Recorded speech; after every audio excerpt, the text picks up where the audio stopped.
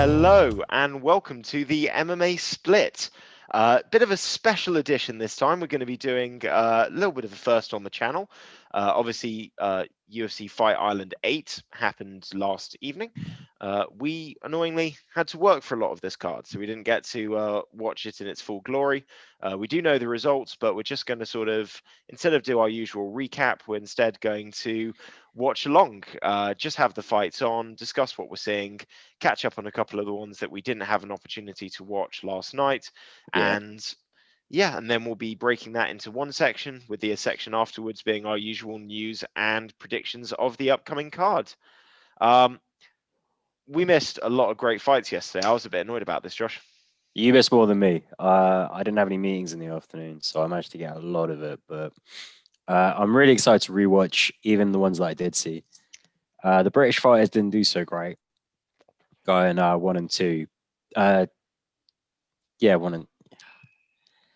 British fighters didn't do so great, going 1 and 2. But still a really fun card. I'm really excited to rewatch actually.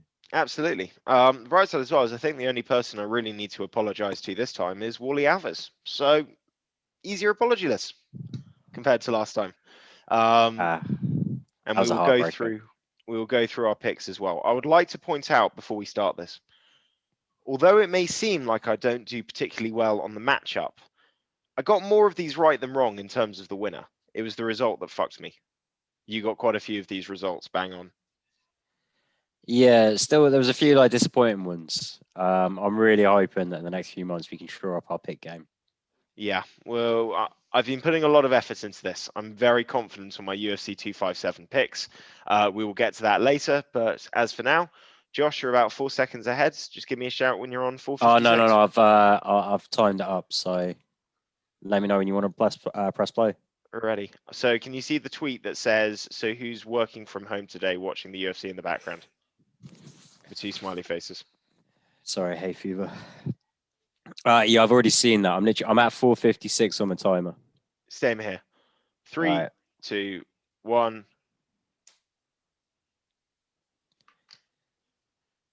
So Firo comes out, and I don't know. Maybe it was in the first 30 seconds I started regretting picking Leonardo. Yeah, this was one of the fights I wasn't able to watch. I had a busy day yesterday, annoyingly. I'll say this though, straight away, Leonardo really aggressive. Yeah, but looks a little wooden in her movement, a little labored with her strikes, and Firo just doesn't. Yeah, very calm straight away. You can see starting to take center. Good left hand down the middle. The size difference as well. Firo looks like one of those chicks that actually is successfully able to cut a lot of weight. Yeah. There's like different kinds of athletes, different body types, and just generally speaking, as I understand it, women do have a harder time cutting weight. But Firo looking like a real outlier in that respect. She's using the range very well. Everything straight down the middle. Nice side kick, body side kicks to the to keep the distance. It's not just the longer frame either. It's her actual like Arsenal strikes. Yeah, that's what I mean. Everything's every combo very long. very long. Yeah. Even when she misses on that hook, it's long, but she doesn't overcommit. She comes back real quick. Just so calm as well, considering it's only her 7th fight, UFC debut. Yeah, and keep an eye on Leonardo's hair, because I don't really know, who did her hair or for what reason they kind of elected to kind of tie up this loosely. But I swear it's like by the second round, her hair is just out. She's gone full Benson Henderson by the third. It's the last thing you want to be thinking about, particularly when the fight's not going your way. Yeah, I think however you do your hair, you want to make sure it's done. Yeah, Leonardo's trying to get into the clinch. She lands a nice left hook in the clinch, but Fioro's landing better knees. Oh yeah, I mean, I don't want to shit all over Leonardo. She'll land some good strikes in this fight, but for me, it's a bit too one at a time. She's not putting combinations together. She's not going to close this. Yeah, Firo also has better timing. She counters well. She's a little quicker with her movement too, which helps. But I just kind of spent the whole fight wondering when Leonardo's going to try and take it to the ground.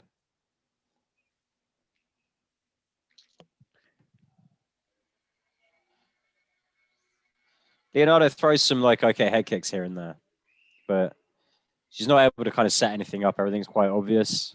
Yeah. With the height difference as well, she really has to kind of lean sideways into him, and it just telegraphs everything. That was a beautiful head kick from That was Fiorot, really though. nice. Thing is, as well, for only 5-1, but she's on a 5-fight win streak. Fiorot will be feeling really confident going into this. Yeah, he said she came over from UAE Warriors. Yeah.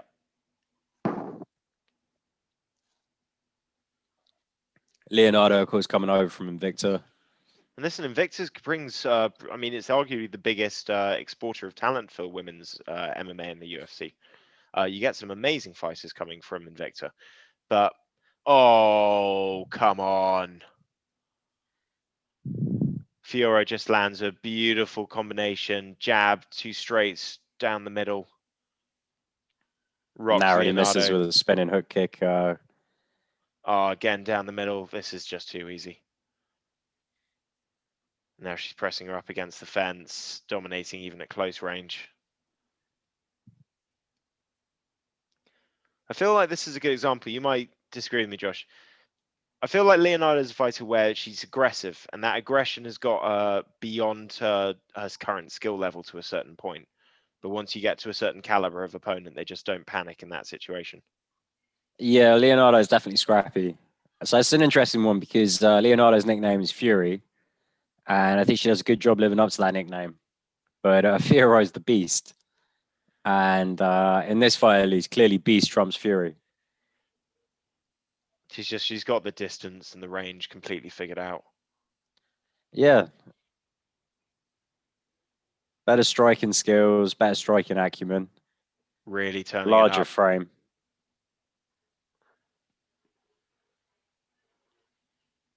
At this point, you might as well treat Leonardo's hair as a health bar. It's completely undone. Fuck, you're not kidding, mate. It gets worse. I think she did well to survive that round, to be fair. I did well not to put my microphone in the drink again that time. Tricky business, this. It's a tricky one. It's like I'm realizing I have to breathe out to the other side of the mic, because otherwise you get like the... We're learning. We're learning. I only got a bloody webcam the other day, so we're baby steps. Yeah, we might edit the noise out. We might not. I've always been a fan of that sort of Ken Lynch, social realist kind of style of creative arts. Ken Lynch or Ken Loach? Ken Loach. Kez is Ken Loach. Yeah. Yeah. All right. Top 5 footballers that you would love to have seen done MMA. Vinnie Jones. Yep. Diego Costa. Okay. Yeah.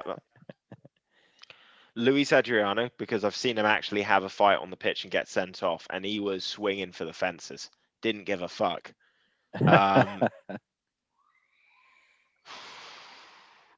Gaza. Just to be a wild man. I know he wasn't much of a fighter, but fuck it. He would have been entertaining in the press conferences, I was thinking Eric Cantona or John Fashanu. Used to, when everyone's out on the pitch before the game warming up, he would just go in the center spot and just do kung fu kicks and stuff just to intimidate the other team. Zlatan Ibrahimovic. He's actually a black belt in Taekwondo. He's got actual martial arts backgrounds, and he's just a physical athlete. He'd be interesting. Well, Tyrone Ming stomped on his head like it was nothing. To go back to the fight, although Leonardo wasn't taking as much damage in the second round, she's been pressed against the fence, taken down. Fiorot is in guard, but mounted guard. She's standing over her. It's the beginning of the end.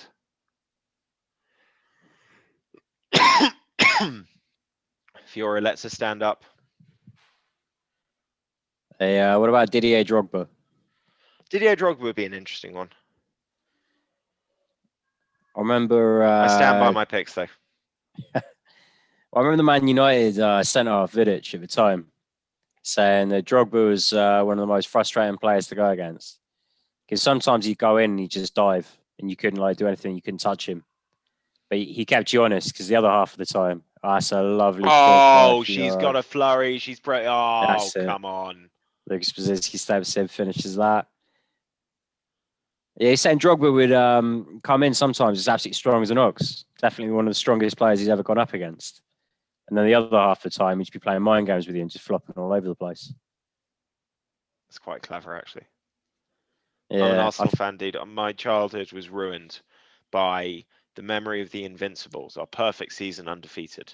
And then Chelsea signed Didier Drogba. And I think he scored in every single game. I mean, he always scored against us. Every game, it was Didier Drogba who scored. It was like Didier Drogba or like John Terry from a corner just before the first half ended. And like it would so many memories in my teenage years of like potential happiness and trophies were personally taken away by Didier Drogba. And I lived 10 minutes away from the Chelsea stadium, so then I had to deal with like thousands of people just eruptly yeah. happy. It wasn't good. I should say we're talking about Arsenal. Tony Adams and Sol Campbell. I'd like to see both of them do like MMA. Tony Adams, yes. Sol Campbell is a weird fucking bloke. Yeah, hell of an athlete though. Yeah, hell of a defender as well. You know, I've heard some weird stories about Sol Campbell though. My mum met him once. I've met him a bunch of times. Interesting. I mean, like he hasn't met me. Do you know what I mean? Like I've been in the same restaurant or bar, or I've Yeah. served him or something like that. My mum, yeah, she met him at some bar or something like that, and said to him like, "Oh, my son's a really big fan of yours," and he's just like, "I don't talk about football on my days off."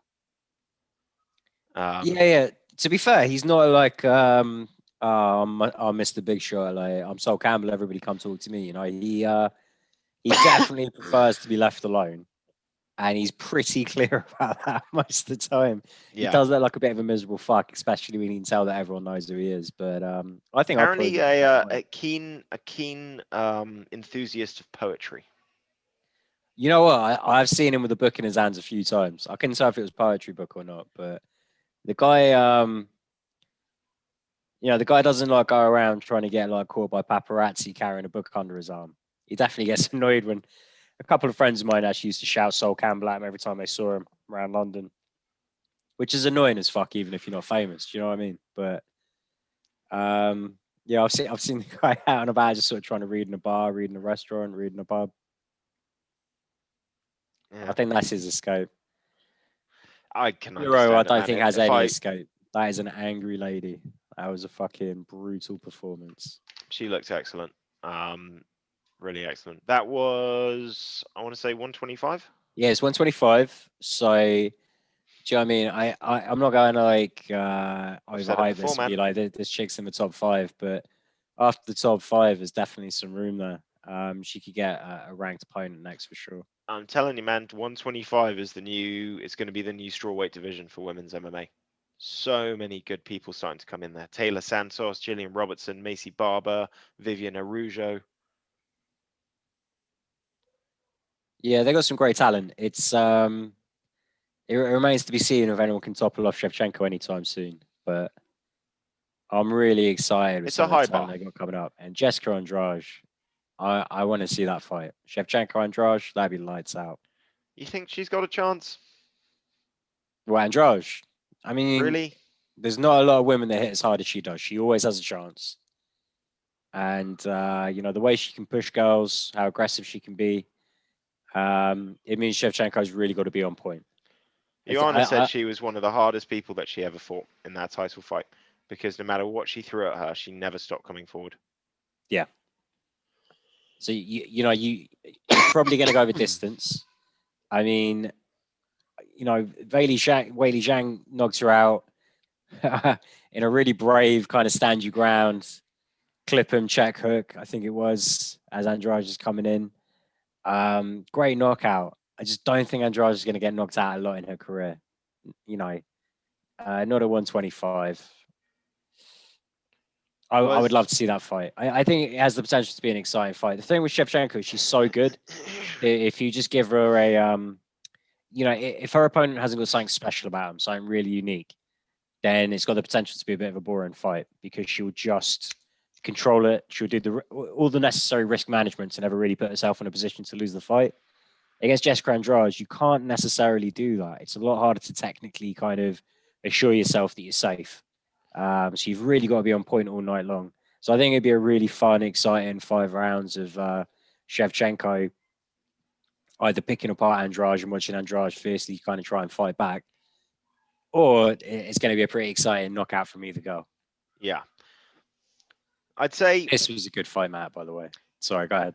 I know. I was just going to say, I think, however you look at it, I think Shevchenko deserves to have a title fight against an Andrade, because one thing about her 125 reign, she hasn't had to fight. She hasn't had the ability to fight a star.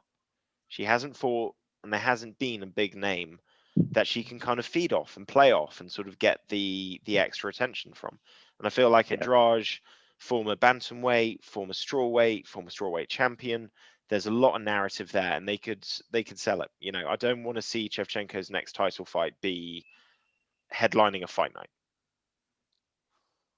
I know what you mean. Speaking of which, like we were making some predictions on the pay-per-views for next year, for this year, and it looks like they're quite happy to sort of, huh? A lot of the fights we wanted are being made.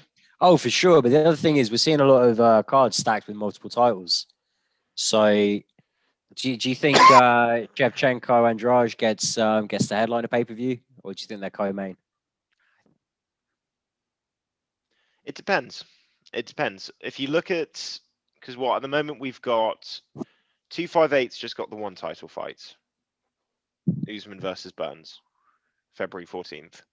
We've got 259 as that if I'm not mistaken, has got Adesanya and Nunes defending titles or going for titles. 260 is that we've got Ngannou versus Stipe, and we've got I think we've also got Volkanovski versus Ortega, if I'm not mistaken. I think they've squared that up. And on one of those, I'm pretty sure we've got Jan versus Aljo. Yeah, I'd have to look at the schedule.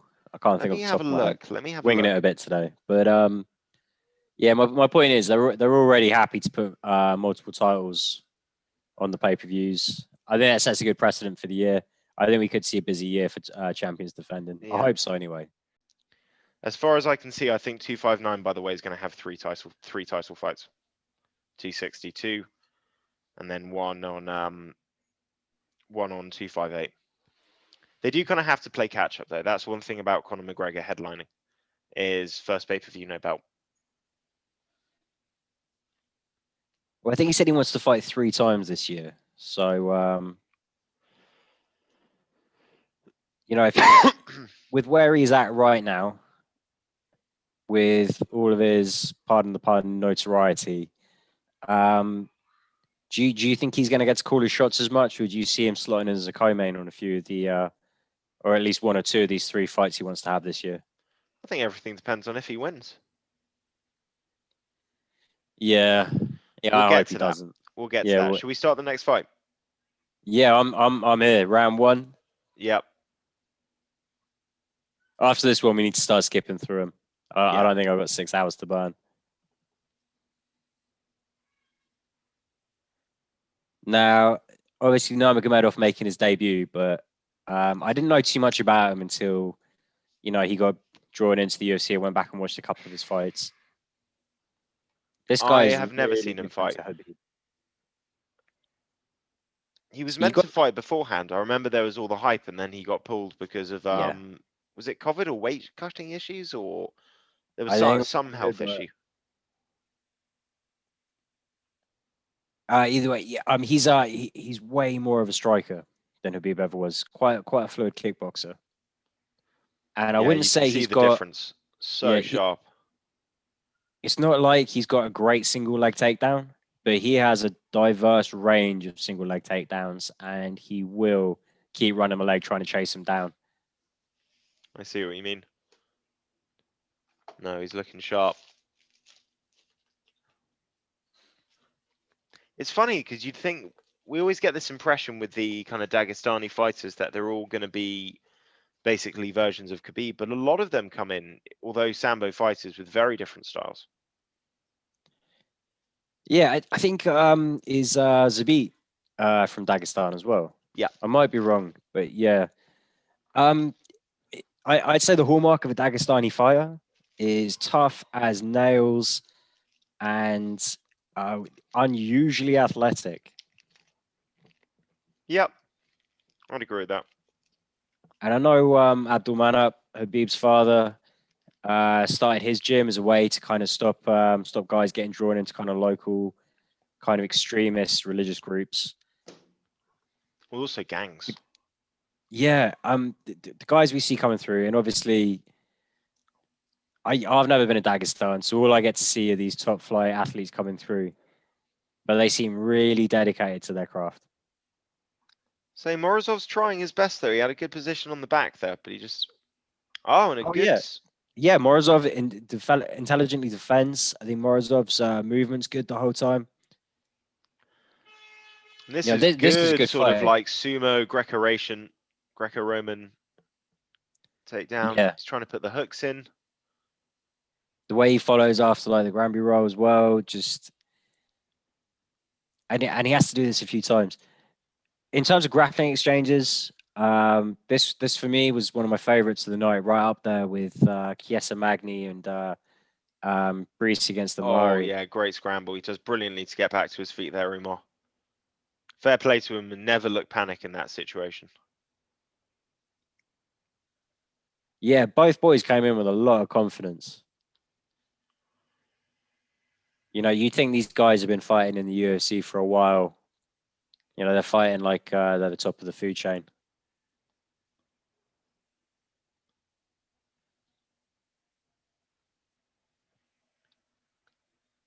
Lightning fast jab from Umar. Yeah. We might be off by a few seconds. What time are you on? 138, 7, 6. A couple of seconds ahead of you.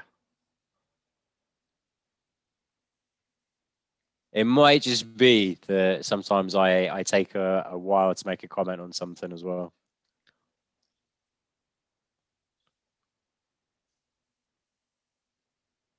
No, I can see the time. I am a few seconds ahead of you.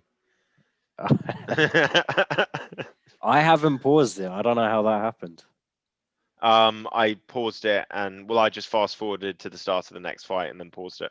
Okay. Got you. Bloody hell, Morozov does not do badly in this first round.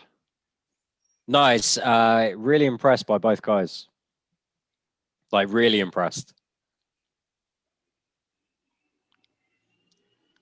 Interesting thought that I hadn't really picked up on, but somebody else mentioned it after this card.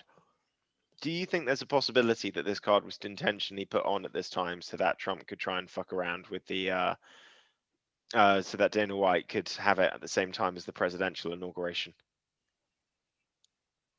I really That's don't just think some kind so. of like little sort of rebellious kind of dig in support of Trump.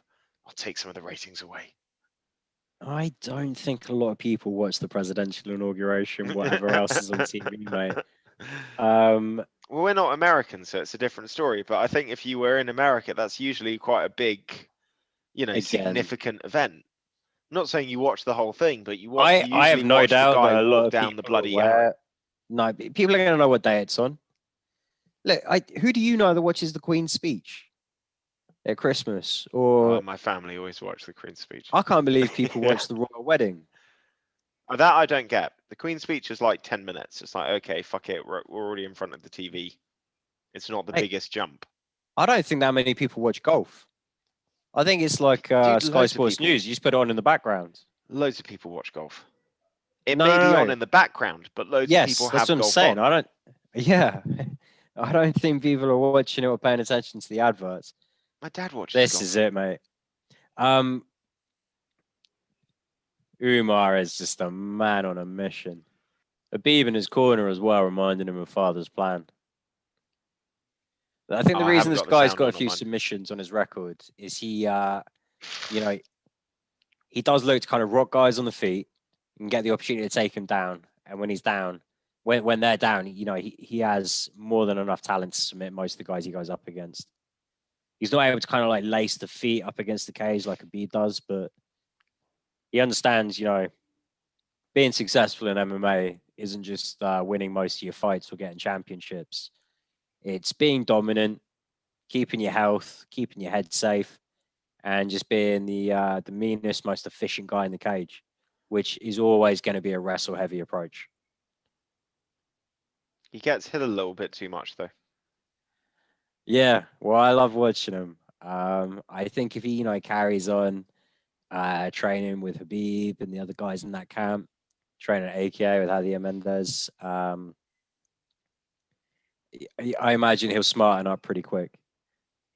If there was ever a camp that appreciates the damage that striking has, even in training, the amount of injuries you rack up, they're not slow learners. That question mark kick he threatened just then as well. He throws that as well as, if not better than Luke Rockhold. That's a bold Great statement. kicks. I'm not kidding. I am not kidding. It's always going to be more impressive when you see a 185er do it. But I think Umar Nurmagomedov's is slick as fuck. Well, I would say as well for this weight class, guys can scramble a lot better than they do at 155. It's just the human physiology. So I think at this size, if you want to kind of try and implement father plan like Khabib does, it's just not going to work out exactly as you want. I think you do need to have a bit more of a versatility in your striking game. And Umar is so fluid, so slick with his movement. Hooks are in. Yeah. Beginning of the end. He's on Morozov's back like a limpet here. Both these guys legit, as I'm watching this, I think you two both look like you're like top 10 fighters. Now, sometimes it's easy to get it wrong when you're watching two guys that are at the same level, but it might be a lower level. But I just didn't see too many foolish mistakes in this fight. Even now, when Morozov's defending the rear naked choke, he's doing the best he can. He's not giving up. He's trying to fight the hand behind, like peel that second hand off. But Umar just had it sunk in too deep. Sends him to sleep. Great finish. Great fight. I definitely think these guys need to be looking up the rankings now.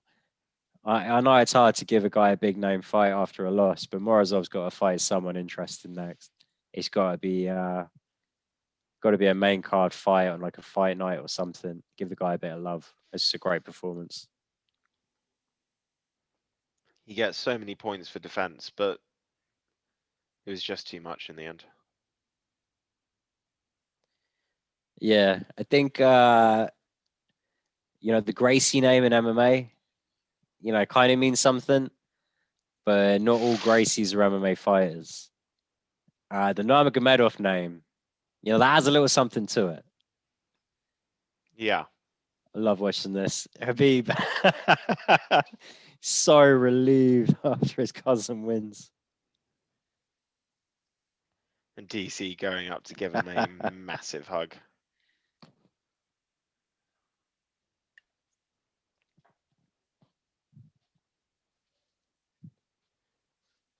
It's kind of weird seeing Khabib in the corner. Well, I expect him to continue training and being a I know presence in the gym. it's not weird that he's doing it. It's just kind of weird to see him in that context, I suppose. I see what you're saying. I don't think this is the first time he's cornered one of his teammates or relatives, but It's not. obviously post-retirement, everything kind of weighs on your mind a little more. That's kind of what I mean. Does explain why like... he was meeting with Dana this week as well. It's not just fly him out especially kind of thing. Yeah, well, also he completely... Oh, did you see he completely reneged? And not denied, but he gave an interview to some Russian newscaster, and he completely denied saying like, if something special happens on Saturday, I might come back. Well, here's the thing, when I saw what they quoted him as saying, if I'm impressed, like I'll come back.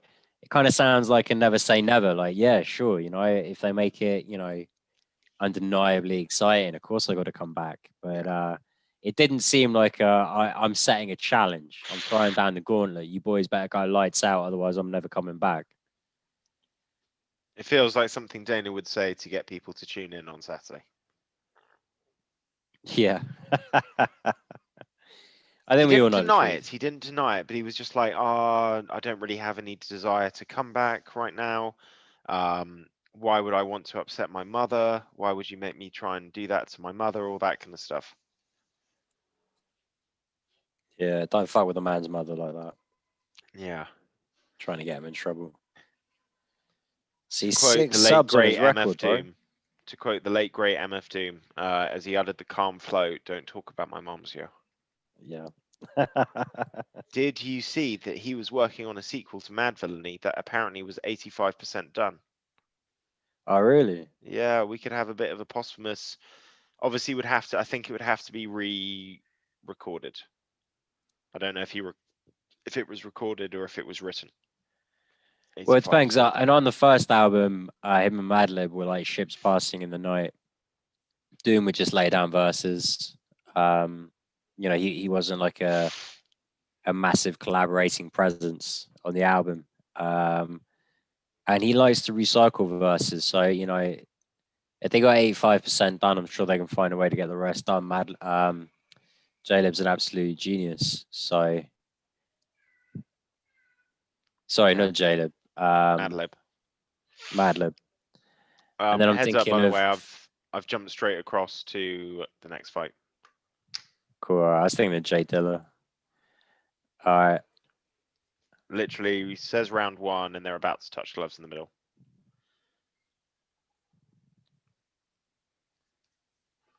All right. Yeah, I'm right at the start of round one. So we've got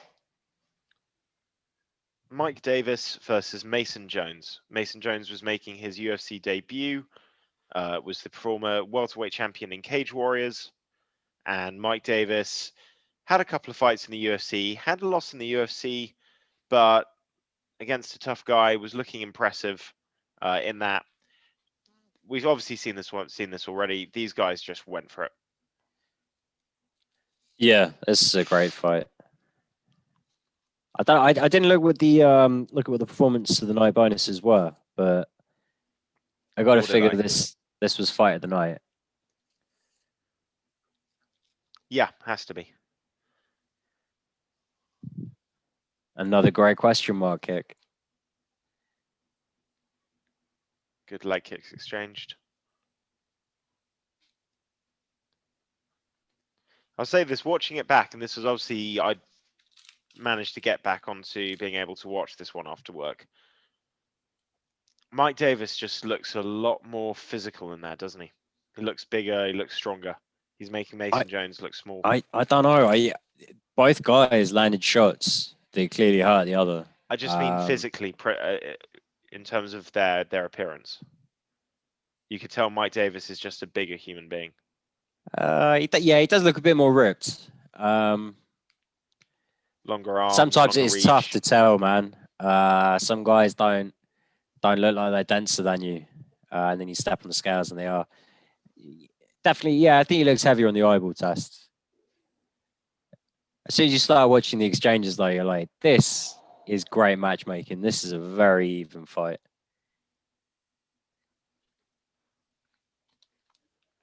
Like, I don't know how much you want to talk about the results before we get done watching each fight, but I feel like we shouldn't spoil the specific results just in case.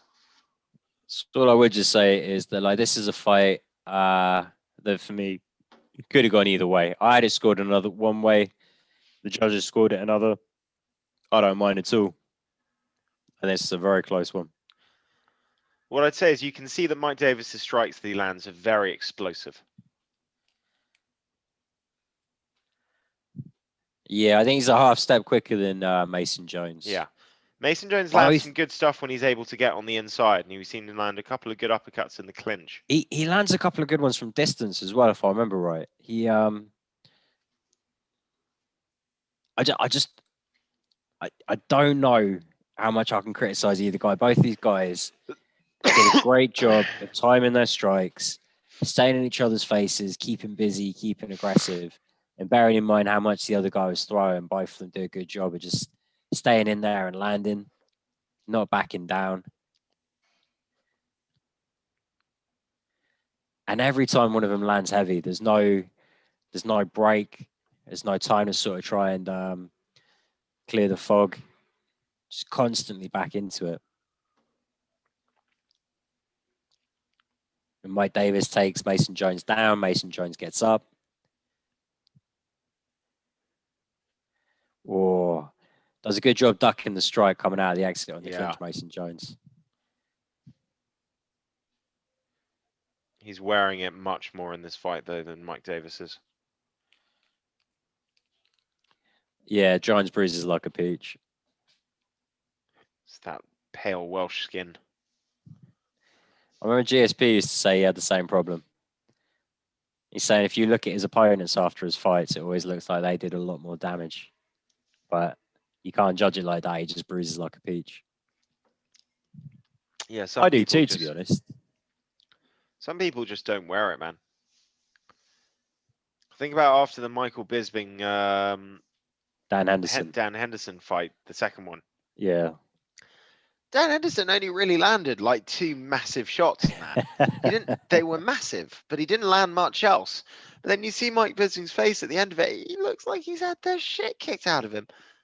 Bisping landed on him for 4 rounds consistently. That's Dan Henderson, though. I remember the first Miocic and Ngannou fight. Ngannou only really lands like half a shot, you know. But Miocic's face looked all kinds of busted up. Yeah, but that's a fucking Ngannou shot, mate. Yeah. That is a man who I feel has the power to end lives in those fists. Yeah, well, I mean, Hendo knocked out Emelianenko for Door. Yeah. I mean, I'm definitely going to say Ngannou hits harder, but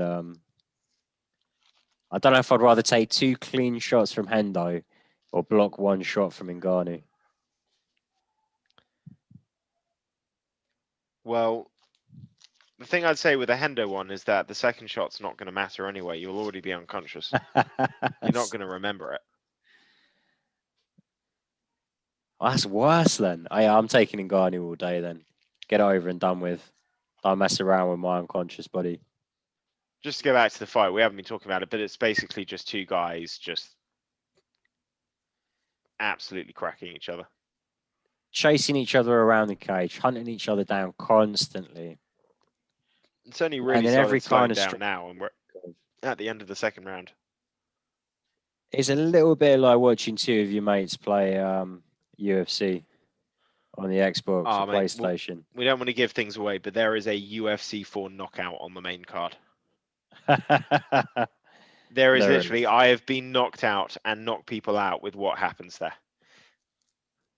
Goddamn, pressing the kick button for the low kick, and you should have been pressing R2.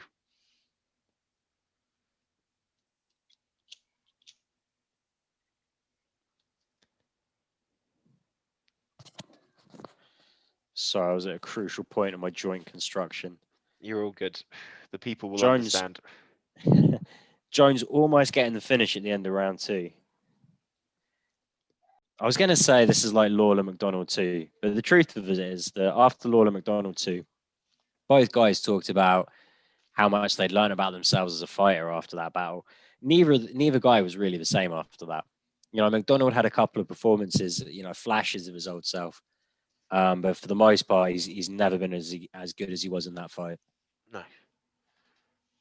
This one, though, both guys take damage, don't get me wrong, but this isn't life-changing damage, you would hope.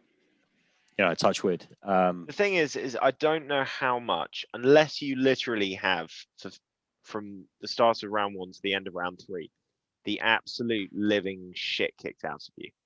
Or you get hit with 1 shot that's so big that it just does some major trauma that then you find difficult to recover from. Most of the real bad damage, those fights that change you, are the 5-round fights. Or 12-round fights in boxing, or 15-round fights in boxing. I think it's Yeah. just that it's what happens when a damage has accumulated and you've got inflammation everywhere and you're still getting hit. And the more damage you take, the more tired you are. As you get exhausted, the other guy's tired too. He's not throwing as hard, but when you get caught clean, you feel it a lot more. Yeah. It's an interesting point. Yeah, the biggest factor is definitely like taking more than one bad shot. The more shots you take, the worse it gets. But Yeah. when you factor that in with getting more and more fatigued as it goes on, yeah, 5 round fights for sure. Lawler McDonald too was a bloodbath. Do you think it's a bit of a shame that this fight that they both say probably taught them the most about themselves ended up being this kind of like final the final sort of high point, and then everything else kind of being a bit of a descent downwards? I don't know. I think there's many kind of different factors to sports and what makes sports worthwhile for me. And I think some of it is the journey, the challenges, having that performance as well, just for posterity, just having that. Yeah, That's something that both those guys can sort of relive for the rest of their lives in a positive way. that's true. Um, Have you ever but heard yeah, Muhammad Ali's it, quotes after fighting Joe Frazier for the third time in Manila and no, talking what was about the it quote? years later? We're talking about it years later. He said that they both went to that fight as champions and they left as old men. That's a good quote. That was definitely more the case for those for Lawler McDonald. I see what you're saying. Like it's a shame that both of them peaked there. There was nothing more to come after that. Wait, what am I talking about? Lawler had the Condit fight right after. That was another great fight. But Yeah, maybe that was the fight that changed him. Or maybe it's just that you've only got maybe it's a case you've only got so many wars in you. yeah, where he goes through 2 wars and then he gets caught with one punch by Woodley.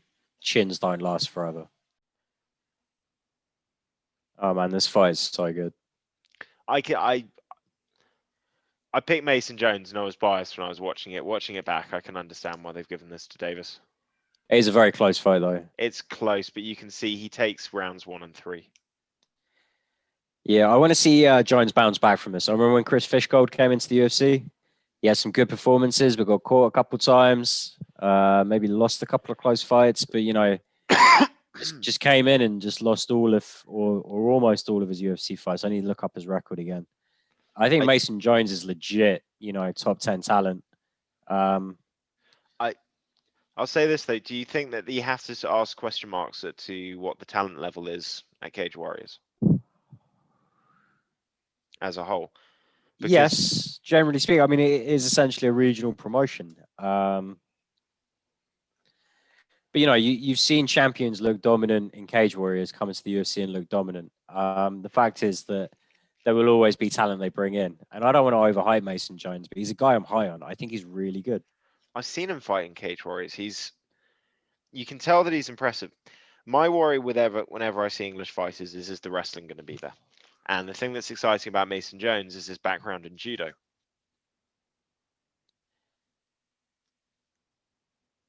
Also, just his enthusiasm for the sport, and it really filters through to his style as well. He's a strong boy. He can handle himself in the grappling exchanges to an extent. And his striking is relentless. Yeah. Mike Davis really turned out for this one. And Mike Davis is no joke. I've always thought Mike Davis was good. All right, I'm going to skip He, ahead to the next one.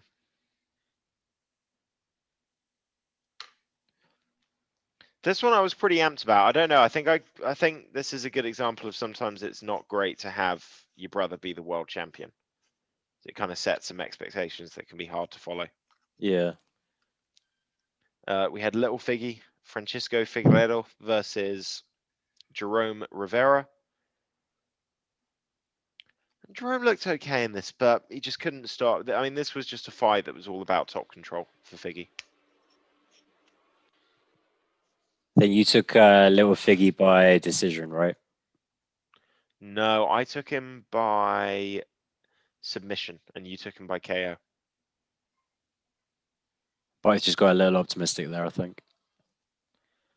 Well, again, this is what I mean. You know, you see who his brother is, you start jumping to conclusions. You even texted me that this was going on. You assumed they were going to be in the Lozon Diaz type of brothers category. Oh yeah, no, I said I was hoping it was gonna be like maybe like the Pitbull brothers, the Diaz brothers, the Nogueira brothers, but it turned out to be more like Lozon or Clay Guida. They've both got brothers in MMA that just do not. They're not cut from the same mold as their better known siblings. Joe Lozon is criticised his brother for not being much of a trainer, and I don't know if he ever got a fight in the UFC, but certainly no Joe Lozon. Clay Guida's brother famously failed to make weight for his first fight on the Ultimate Fighter, and then just got kicked off the show. Ooh. Also, if you ever wonder who the guy that slaps Clay Guida at the start of his fights is, that's his brother. Ah, okay. There's also some like brother fighters that you don't expect, like they're the Overeem brothers or the Rua brothers. Oh no, yeah. Shogun and oh man, what's his brother's nickname? I have no idea. I don't know what his Ninja, first maybe name. I Ninja don't know Hua. what his. Oh, Shogun's brother. Yeah. I don't know what his name is. What's Overeem's brother called? Not a clue. You caught me by surprise there. When Yeah. you said the Hua brothers, I was just like, yeah, Shogun. I think it's Ninja. You feel it would be something like that, ninja or samurai. It's something like that. I've seen a couple of his old fights. I think he fought in Pride. It might be wrong. Um, Congratulations to Shogun, by the way, for his retirement. Sorry, what was that? I said congratulations to Shogun for his retirement. Has he? Did he retire He's in the hung it up. cage, or is that breaking news now? No. He's retired. He retired like a week ago or a couple of weeks ago or something. He's done. And it's Oh time. shit! The guy's done everything he can do. What an absolute legend of sport. Absolutely. Different sport, but you know, also retired in the NFL. Oh, go on. Officially, Philip Rivers has retired after 17 years. He's calling it quits, and almost certainly after losing to the Bucks, Drew Brees is retiring as well. That's interesting. You know, the whole reason Drew Brees went to the Saints is because the Chargers had Philip Rivers, and they decided he was going to be a better prospect. Yeah. And then over the entirety of Rivers' career, he is an absolute bang average quarterback, paling in comparison to Drew Brees. Well, do you want to know something funny as well? The They had Dolphins. LaDainian Tomlinson at the time as well. That's what's funny on that. Well, 2006 was when they got to the AFC Championship. That was their big chance, and they couldn't get there. But when Drew Brees was available as a free agent, the Dolphins were in prime position to sign him, and they chose not to because they felt that his injury concerns were bigger for them than the injury concerns over Dante Culpepper. And so they decided to go for Dante Culpepper on some massive fucking, and not massive by today's standards, but some huge fucking contract. And obviously we know what ended up happening with Drew Brees. We all know what ended up happening with Dante Culpepper. Wow. That's a Yeah. painful one to think about. Yeah. You got to get the right quarterback. Yeah, it's a tough one to do. Like, every sport, you have to accept that even the best guys in the world, they're not going to be switched on all the time. They're always going to be fired up. It's more than just getting the best stats or the strongest guy, the fastest guy. You got to really look for the complete package. And what I really love about MMA, it's actually one of the things I really hate about MMA, is guys aren't on ridiculous amounts of money. So, you know, a lot of the guys that get to, and women they get to the top end of the sport are really fighting more for the love of martial arts and for competing. They definitely need to get paid more, though. They need to get paid a lot more, man. Oh, for sure. I was thinking about this the other day, actually. You know, when Conor McGregor came in, he did change the way paydays kind of happened. And what happened is like all the guys at the top and the girls at the top, it became a bigger space. You know, there was more room at the top for bigger paydays, but in the middle and the bottom of the sport, people weren't really getting the pay bumps they needed. Yeah. And now what we've seen is a lot of the bigger contract fighters kind of get let go or just sort of retire out of the sport. And a lot of top end fighters brought in on what are really kind of entry level contracts, with a few notable exceptions. But Yeah. I think the UFC's been, it doesn't get credit for this, but the UFC's been decent at the entry to mid-level pay comparative to boxing. Boxing, like, speak to Tony Bellew about what some of the early fights in his career were like. It was like you're fighting at Butlins and there's no money and there's no safety in any of these things until you get to that top level. And then it's all the money in the world. But there's nothing really there to make a career unless you get to a certain level. Whereas in the UFC, I know that the pay's even at the entry level not great, but it's something that at least stands as a minimum higher than what you would see at the same equivalent level in boxing. yeah, that's probably a fair comment. But removing the sponsorship deal in the UFC definitely hurt those That low level fighters a lot more. that absolutely fucked people. I mean, you could fight in a smaller promotion the same kind of caliber of fighters at the lower level, like the entry level of the UFC, for a lot more money, a lot more money. And That's depending on crazy. how you're kind of viewed and your weight division, you can make a lot more money at the top end of the sport as well. There's been a few UFC fighters, like good fighters, that have gone on to be champions in other organizations that left because of the money. Gegard Mousasi, Rory McDonald, Cyborg, inevitably. Although a lot of that, I think, was the soured relationship with the UFC and Dana White as well. I would also say that I don't know if Roy McDonald was only motivated by the money in leaving. He did come out and bring it up as a factor at the time, because he was a guy that was getting offered. In fact, yeah, it was definitely a bigger contract with Bellator, especially once you factored in the sponsorship money. Of course, the contract with Bellator was bigger. I'm just saying I don't think that was the only reason why he decided to go to Bellator. Oh, I see what you're saying. Yeah, he was yeah, at the time he was in dire need of a fresh start. Um, And we've already talked about this, but after that Robbie Lawler fight, who did he lose to? He lost Stephen to Thompson, it Stephen was a Thompson, really and bad 5 round fight. Just lost a unanimous decision. Couldn't really get anything going. I think he started out the fight with an Imanari roll, and then it just never really got better from there. yeah, I think he just thought. I don't know. I'm guessing, but I think part of the thinking is, do I really want to fight the scariest guys available to prove something? I've already proven I can do this.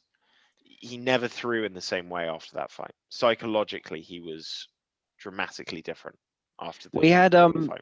his first 2 fights in Bellator were really good, and both of them were against dangerous guys. He just took down, wrestled and dominated and submitted Paul Daly, or I think it might have been ground and pound he finished him with, Mm.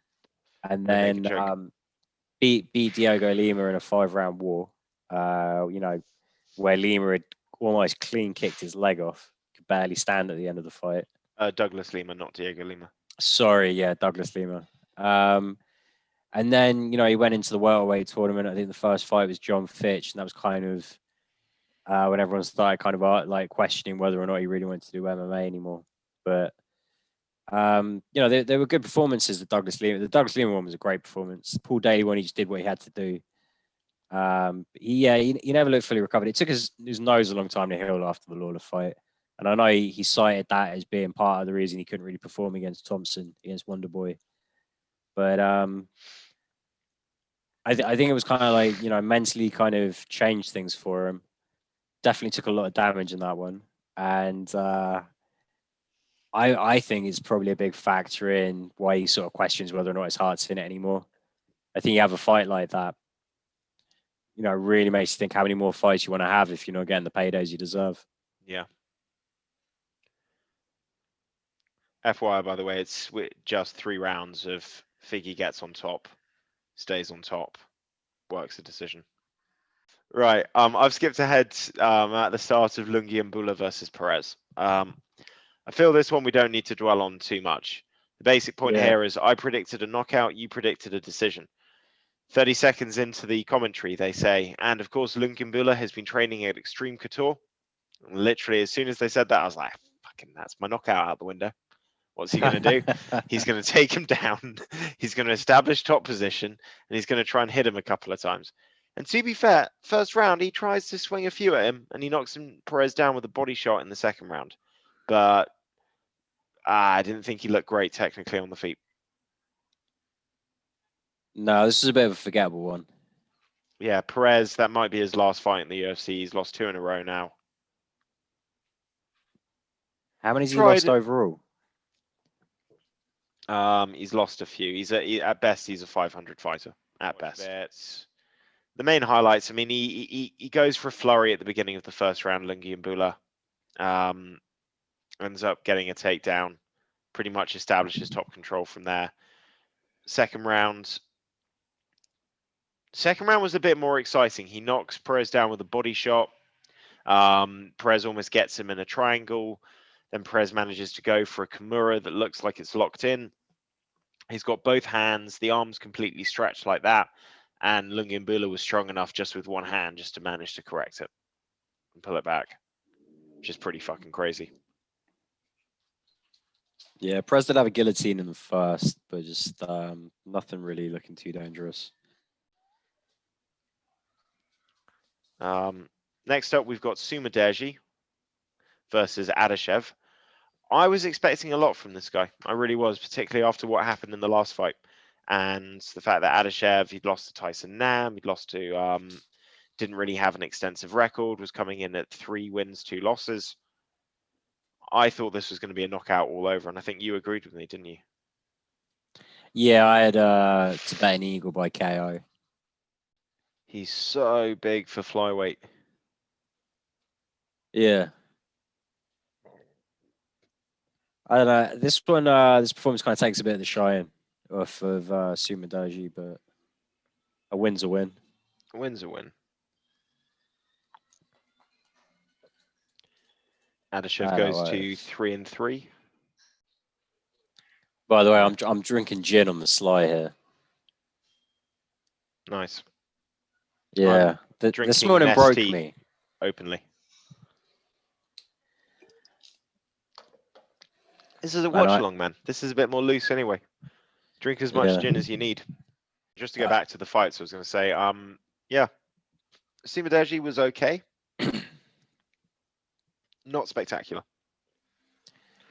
No, that performance took the shine off him a little bit, but you know, a win's a win. Moving on up. Let's see what he does next. Yeah, he does land some nice long hooks though. Yeah, he needs to start throwing more combos for me. It was a little safe this fight, wasn't it? Yeah, he still made himself a little too easy to hit at times, and just one of those fights that you know, no one's really going to worry about it. It's just going to sit on your record as a win.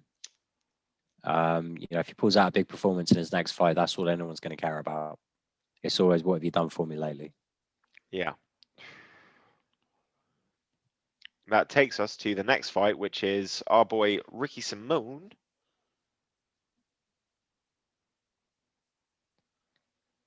Just trying to catch up with you now.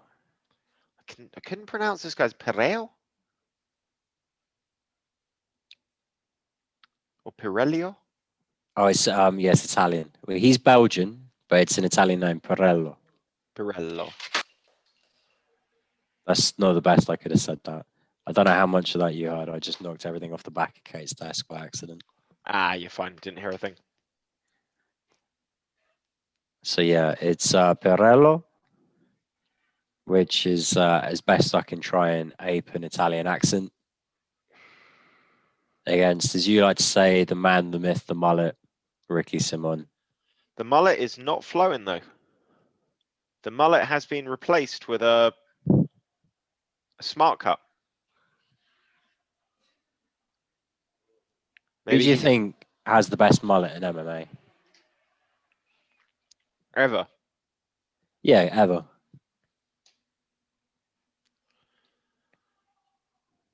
I Does think Roy Yes is Nelson's up there. count? Right, yeah, Roy Nelson's counts. For me, it would either be Roy Nelson, maybe Mike Pyle, Quicksand, I like that one. or oh god, What about Tanner Bosa? Tanner Bosa's a shout, man. Tanner Bosa's got the chip tooth as well to go along with it. Yeah, he looks like he came out of his mum's uterus in a plaid shirt with a mullet and probably a full beard. I like Tanner Bosa though. He's a good fighter. Yeah. One of Trying those to think. guys that makes me Oh think you should put in a 225 god, division. what's the fucking guy's name? He shaved it all off. Other coach aside from BJ Penn on Ultimate Fighter 3. On 3, you mean 5? Jens Pulver? Jens Pulver, that's the one, sorry, on 5. Jens Yeah, Pulver. Little Evil. Little Evil. His mullet was a bit of a thing of beauty back in the day. Yeah, I think everything Jens Pulver does, I'm kind of a fan of. I remember reading an article, someone criticizing any fighter that uses LIL apostrophe for little in their fight nickname. And I'm just thinking, like, Jens Pulver, notable exception. Notable That guy exception, is Jeremy Little Evil. Stevens. I don't know, Lil Heaven, for me, like, Jeremy Stevens is a great fighter. But I don't know, Jens Pulver is my one exception. I'm the one where I'm like, he owns that now. I feel like that is Jens. Jeremy's got to give it back. I never thought Little Evil was a good nickname. You've got You to never have thought a it was a last. You've got to have a last name that rhymes for that to be your nickname. If he was like Little Evil Beagle, you're like, okay. No, that would make it terrible. It's like Dennis the Menace, Bermudez. It's just he must be aware of the other Dennis the Menace. That's a children's cartoon character. It's just not intimidating. I didn't say Evil Knievel. I said Evil Beagle. Like just the last name that rhymes. There isn't such a thing. In that situation, You wouldn't be the you're evil getting beagle. Dennis the Menace as the you're stealing a reference. It would be like if you had a fighter called like Luke Fisher or Luke Walker, and he decided to make his ring name Sky, so he could be Luke Sky Walker. It'd be stupid because it's nicking from something that's too well known. No, you shot yourself in the foot there because one of the best nicknames of all time is Ryan Darth Vader. Yeah, but it's not Vader, it's Bader. It's a play. It's a play. If it would be terrible if his last name was Vader and he went for Darth, it would be fucking atrocious. So your argument is that if it's half rhyme, it's technically wordplay, and that's carte blanche. You can do what you want. Okay. Yeah. I suppose there's some merit to that idea. It's like okay. I've never liked the Demolition Man for Alistair Overeem's nickname because I'm like, you're not Sylvester Stallone. You look nothing like Sylvester Stallone. You have no relation in anything of your personality to the movie Demolition Man. So don't call yourself. I know that's not what you meant, but that's the first thing that comes to my mind. I don't know. I think Demolition Man is a cool nickname, but I think it's because it's a cool movie. I love that movie a lot. Such a great movie. Underrated movie. Yeah, I think my greatest dream would be if a fighter came out and nicknamed himself Starship Trooper. From that kind of era of my childhood, that was the best movie ever. What if you had a fighter whose first name was John, and he made his ring name Rico? So he was Johnny Rico, and then whatever his last name was. Nah, that wouldn't be enough. You gotta go the whole hog. For you, I get it, right? So if Amanda Cooper changed her name to Amanda Starship Cooper, like we'd both be happy, right? That'd be great. Yeah, yeah. I understand how your mind works now. I'm not saying that's the perfect ring name. We'll do an episode on Oh, ring because names. fucking We'll do an ABC is episode on better. ring names. It's We're doing an ABC episode on ring better. names. All We right, just got to tell me do this, an episode on ring names now. mate. Is ABC a better nickname because that's her initials and the start of the alphabet? No, that's a terrible nickname. Start the petition now. Amanda Cooper should change her fight name to Amanda Starship Cooper I like it. in celebration of the Sorry, film Starship Troopers. her The current ring greatest. name. Her current ring name is ABC. Yeah, yeah. I don't know what her middle name is, like Beth or something, but her initials are ABC.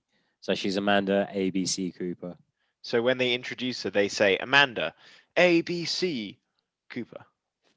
I've heard Bruce Buffer say this. Yes. Yeah, that's really lame. If it's two Yeah. letters, you can get away with it. Here's the thing, right? It's kind of a bit corny to pick your own fight name anyway, and it's like, where do you really start? If you pick, all of the iconic ones probably sounded ridiculous, like if they just came out of nowhere. But if someone with a podcast made a market for kind of creating, hyping, building, and marketing fighters with better, more adventurous, half rhyme, punny nicknames, I think people would buy into that. I see where you're We going with wouldn't this. charge a lot of money for it. We kind of do it as a service. More on a Like commission basis, like yeah, royalties. Every time the name is said, we get a small percentage of the yeah. rights We to have that. 5% of your purse for every fight you use the name, Now that might sound and a lot, but think about the opportunities that you're not getting fighters because your ring names are bullshit. yeah, I'm not even gonna lie to you. It is a lot of money. You should just do this work yourself. But if you could, you would have. Yeah. Just give us the money. We'll right the ship, stop the rot, sort you out. We Who would else has never got a come up with lousy Dennis nickname? the Menace. Ah, no way. Like nothing that sounds like it came out of a dandy. Also, no evil beagles, Matt. No evil beagles. It was a bad example. It was a very Yeah. bad example. I was trying to think of a rhyme off evil. I was trying to think of a last name that rhymes that I've heard before, and I went with Beagle for some strange reason. I don't know why that was the first thing that came to my mind. Hey, Ricky Simon. You like Mad Men? Ricky Simon Draper. Now you can have that one for free because it wasn't very good. It I'm doesn't obviously even not going make to give the good sense. ones out for nothing. Doesn't make any sense. That's not the kind of work that we'll be doing at Ring Names United. What? You don't get to name it. Yeah, I don't even like that name. I just said the first. I'm just saying things that come to my mind. What would you call it? I'm gonna have to get back to you, Matt. I can't afford to drop the ball again there. I'm not gonna risk saying something ridiculous again. What about something just really cheesy like Right Names? What about name and fortune? I like it. It'll do. It'll do for now. Working title. All right. Who's got Amanda Cooper's email address? We can find her on Instagram. Don't let Tom do it. No. No, I've got Tom to is a ask bit of him an which Instagram troll. fighters. I've got to ask him which is the fighter that got back to him and said, "Come say that to me in person." I've got to figure out who that was. He's had another person, like a person who was new on the UFC, actually respond with like a emoji, like a positive emoji. Because Tom sent him a nice message being like, "Dude, after that, your Instagram numbers are going to go through the roof." Oh, nice. So he's not always a troll on Instagram, Not always. but I think it's been more when it comes to related social when, media, I think he wears his heart on his sleeve a little bit. If I think I'm not it's wrong there. I think it's more related to the situations that arise when you've got money running and it's on an accumulator, and one fighter's decision basically takes away your ability to win hundreds of euros. Yeah. It's hard not to blame that person. You put your faith in them and Well, they let you down.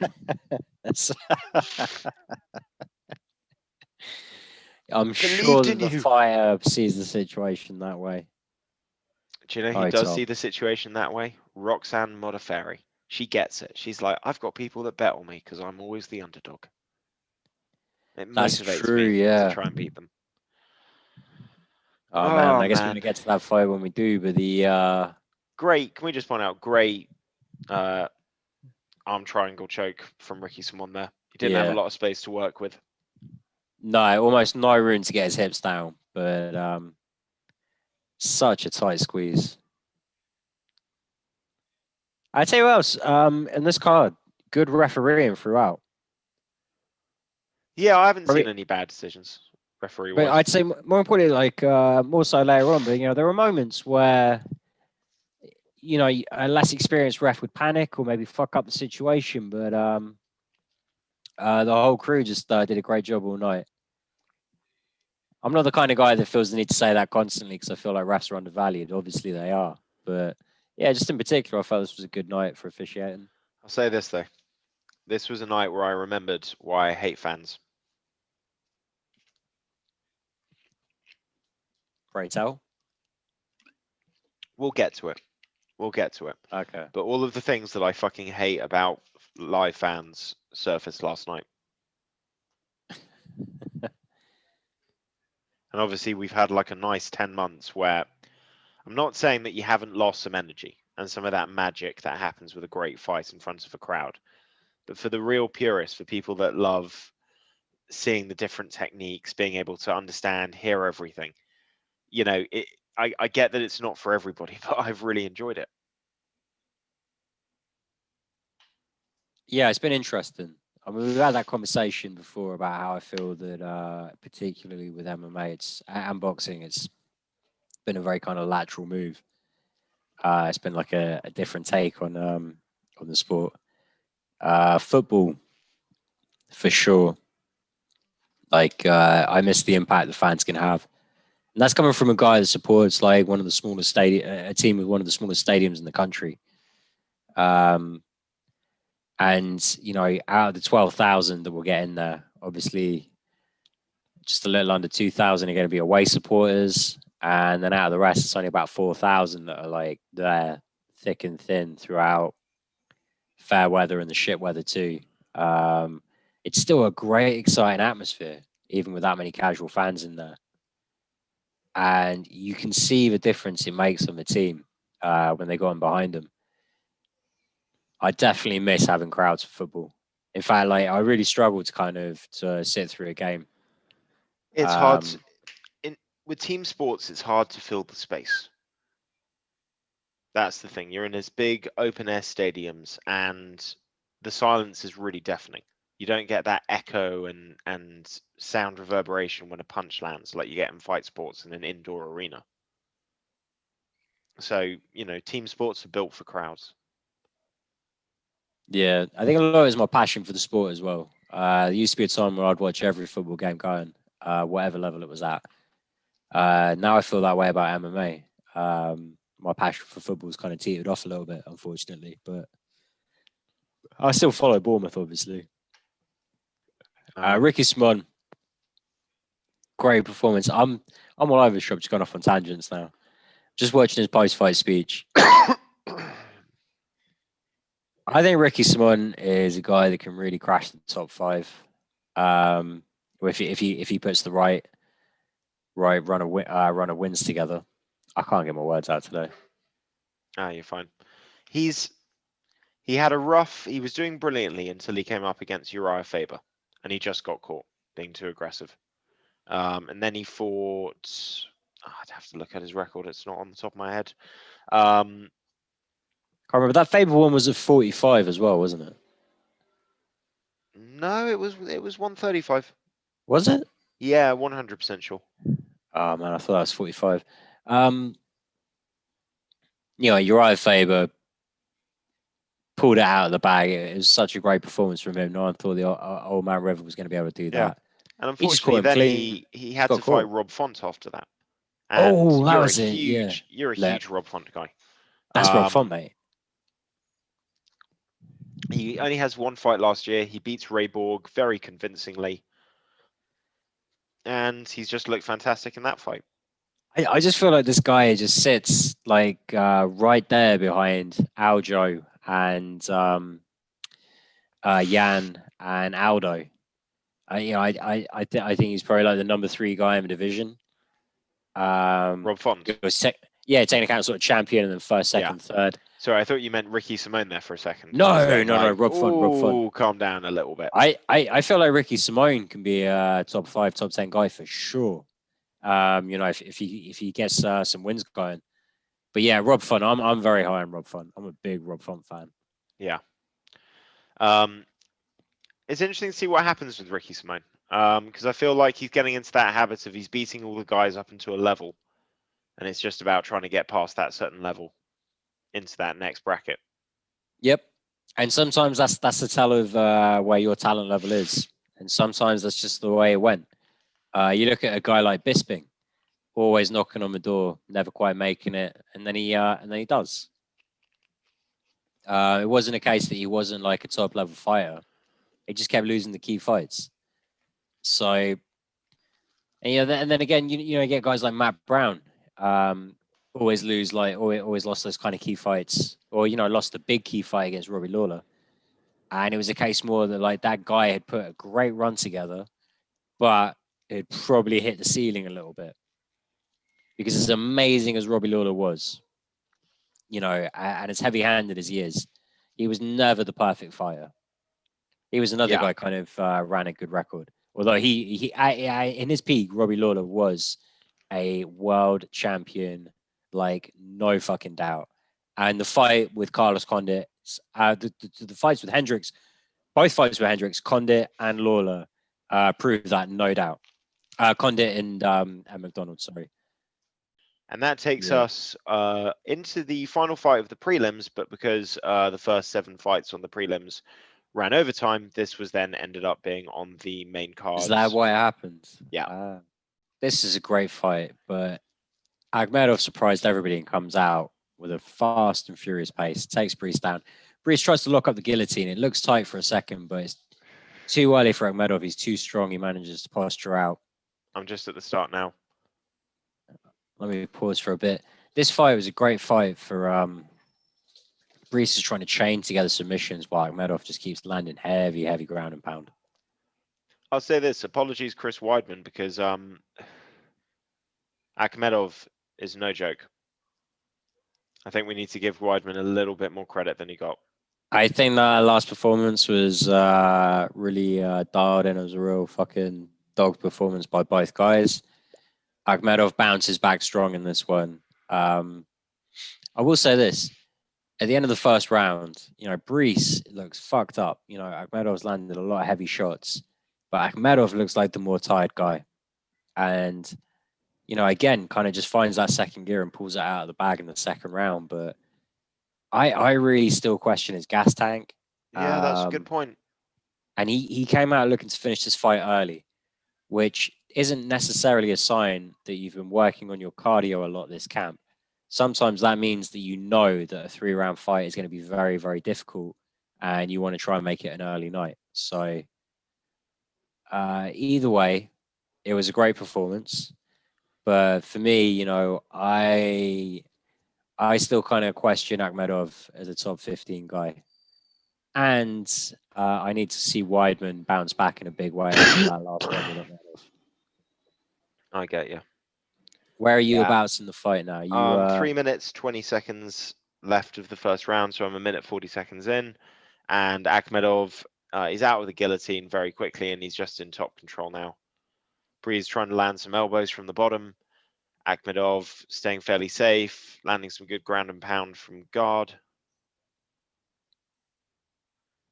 Brees looks like he's trying to go for a triangle. No, he's back in just full guard. Yeah, he keeps threatening getting those legs up high on the guard there, but he has to keep thinking he goes about for an arm bar, but he's just... These hammer fists from Akhmedov are pretty heavy. Brees's face is already swelled up pretty good.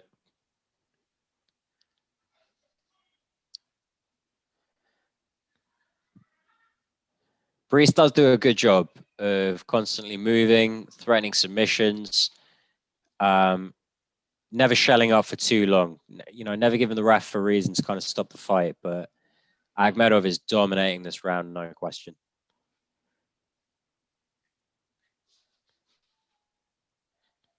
Even the commentary team are picking up on how unusual it is for Akhmedov to come out this quick and fast. Yeah. This is one of the fights I wasn't able to watch live, so I haven't seen this action yet. Yeah, all I'm saying is I wasn't the only one surprised that Akhmedov actually came ready to fight round one in this one.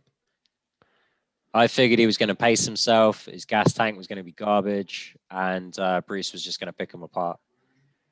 Breeze just looks completely overwhelmed at this point. Yeah, he's already taken so much damage. Akhmedov plays this game plan off to a T. And Akhmedov does really well to defend against a few of the submissions that Brees kind of gets in tight.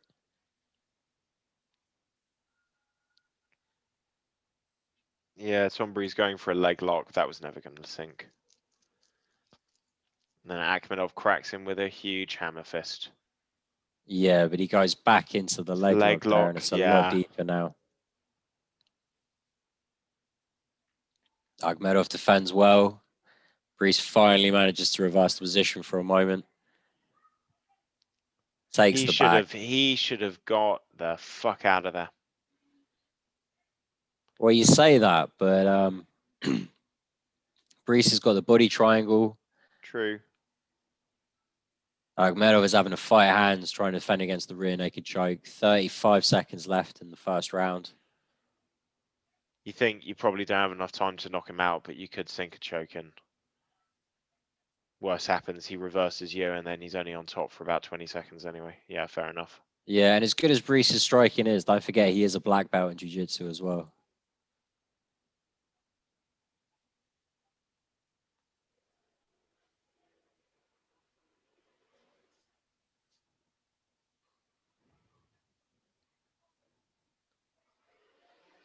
As good as the finish of this round is for Brees, that's a near 10-8 round for Akhmedov. Yeah, I think Brees kind of pulls it back to 10-9 at the end there.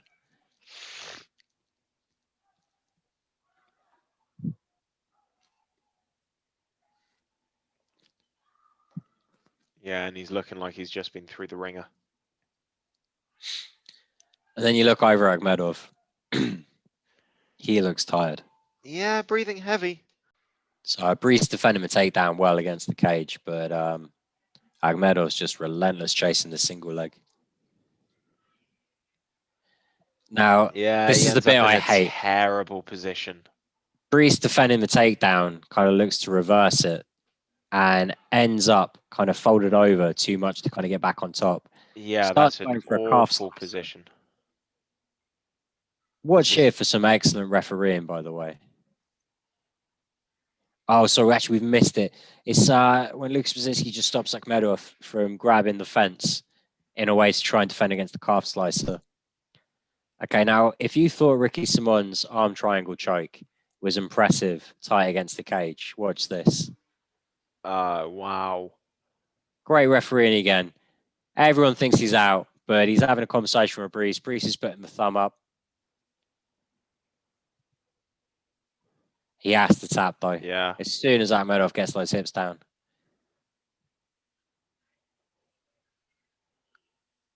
I'm absolutely gutted. I am a big Tom Brees fan. I want all of the British fighters to go undefeated in every major organisation, always. That was a great fight by Akhmedov. I see what you mean. It was very all or nothing. He was going to leave it all out there for the first round and a half. Yeah. And I don't know if Brees doesn't go for that ridiculous takedown reversal that he actually gets Brees out of there in this round. He just ends up in the worst position, bunched up against the fence. He can't utilize anything to get himself out of it. Yeah. Now, the way it's going, I think if this does go to a third round, Akhmedov's 2 rounds up. And although Brees did threaten a lot of submissions, he wasn't able to actually make anything work. You know, over a 3-round fight, that strategy probably would have worked in this one as well. But honestly, if you're going to keep climbing your way up the middleweight rankings, if you want a 5-round fight, you don't leave these question marks surrounding your gas tank. Um, make that a real focal point in your training from now on. I know It's not easy for some he's guys, no man. spring chicken. It's not the way some people are conditioned. True, but this is the one sport that he is a professional athlete in. Um, he needs to find a way.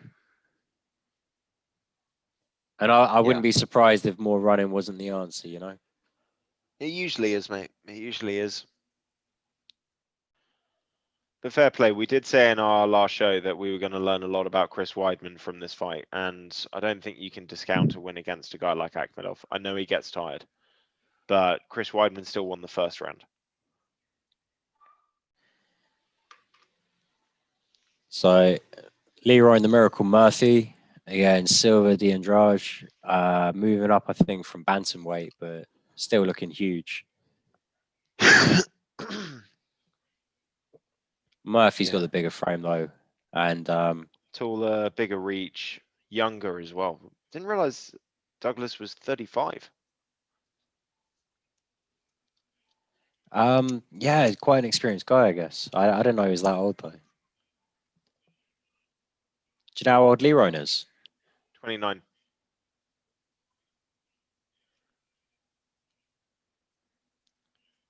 Murphy looking a bit more comfortable in the fight.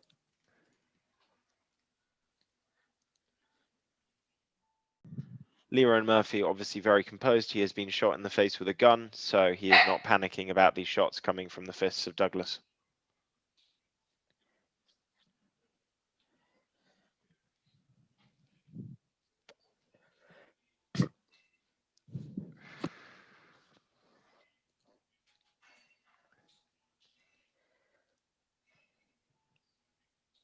He's really just bullying him. Yeah, I will say though, you know, Andrade's doing the things he kind of needs to be doing. I really like the double jab he threw earlier. Yeah. He is the It's more just hard to. experienced fighter, much more experienced. Leroy Murphy, oh, beautiful step in right hand.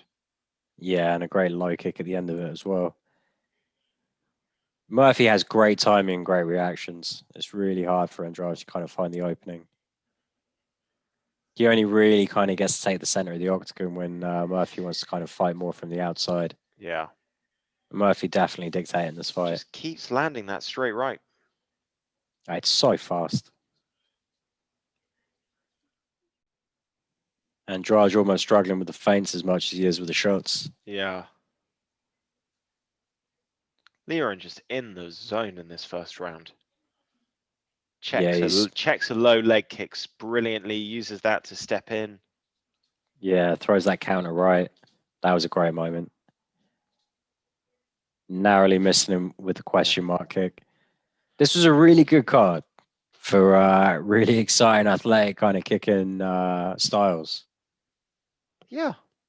Starting right as well as off some real the top beast. level grappling, as we're going to get to once we see the main event. Yeah, even Akhmedov and Tom Breeze were almost scrambling like they were 125, you know. Chiesa Magni fight was great. Did you take Chiesa in that one? Yeah, I had Chiesa by sub, but we'll get to that. Damn, man. Magni failed.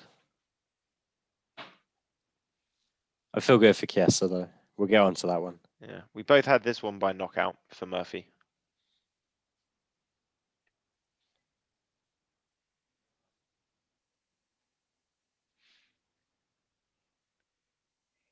Murphy is so fast.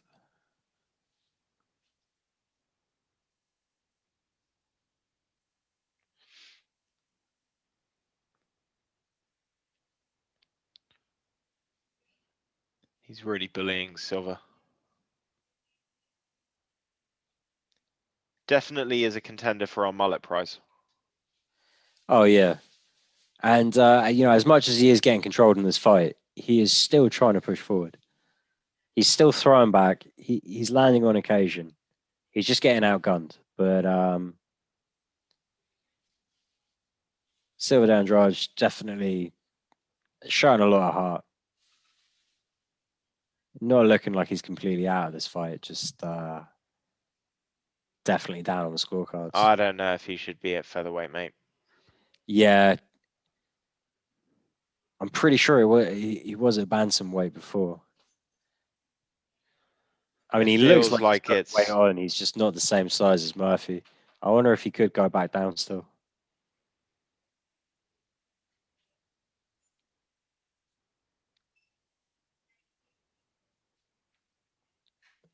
no. He fought at featherweight against Henan Bilal. Okay, that's a different kind of featherweight fight, though. I know, and the problem is that was back in 2019. He hasn't fought for a year and a bit. What weight did he fight at before that? Bantamweight. He lost to PC Yan and then he moved up. I can understand thinking that after fighting Jan. Yeah. What are you more excited for? Aljo against Jan or Miocic and Ngannou too? Miocic and Ngannou too. Yeah, there is something about it, isn't there? Oh, man. Ngannou has destroyed, with the exception of the Derek Lewis fight, which we really have to give more credit to Stipe for, or equal credit to Stipe for than to Derek Lewis. That's a half credit on the victory. Everyone else that's fought Francis Ngannou since he's become Francis Ngannou has been knocked out in about 90 seconds. Yeah. The only exception was what's his face, Curtis Blades the first time, and then the second time he put that one to right. So I know he's not technical. I know he's not really a good fighter in terms of he hasn't been doing it very long. He doesn't do a lot of things right, but he's the predator. He's just a monster. And one guy has been willing to take those shots and still move forward and try and fight. Everyone else has been clipped and just gone, fuck this, started fighting differently, behaving strangely compared to how they would usually fight. And it throws people off their game. I mean, think about Cain Velasquez. When have you ever seen Cain Velasquez start a fight by kind of tentatively throwing high kicks without any setup? Oh no, it's very true. Uh, there is that Ngannou factor. Guys know there's some real jeopardy there. Yeah. But the thing You know, is the way that Stipe beat him. oh yeah, I haven't seen improvement in Ngannou. There might be improvement because none of those fights last longer than fucking 45 seconds. But I haven't seen it. I haven't seen any evidence to say that his striking technique's improved, that his wrestling's improved. Now, it very well might have done, but there's a strong possibility that he might just be the same fighter, just gets a little less tired. And I don't think that's enough to beat Stipe. I think Stipe's better than when he fought Ngannou the first time. yeah, I agree.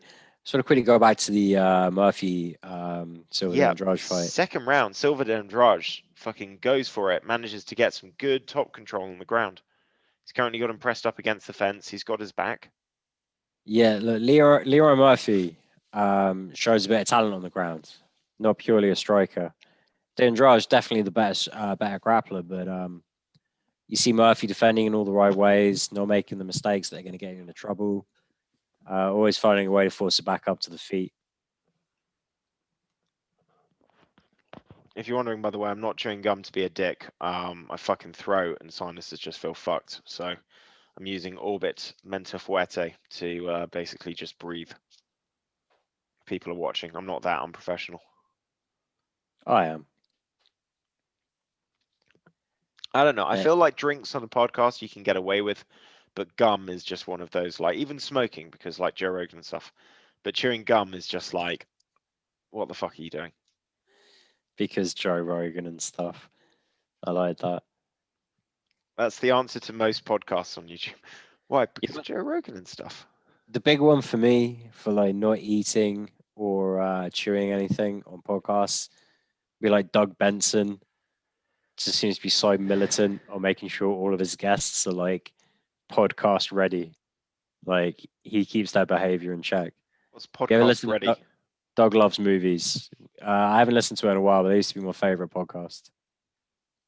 Okay, well, how does he define podcast ready? I don't know. They had a movie director on for a film at a film festival where they were like doing like a remote because he films in front of a live crowd. They do it in different spots all the time. So they were doing it at a festival, and the guy came on drunk. And he was just like, "Nope, you're off. Like, I'm not having that." Bert Kreischer has turned up drunk a bunch of times, but there was one time in particular he turned up with 100 hamburgers, tried to hand out 100 hamburgers to the crowd or do it as a gift. Because all the guests bring gifts for the prize winners at the end.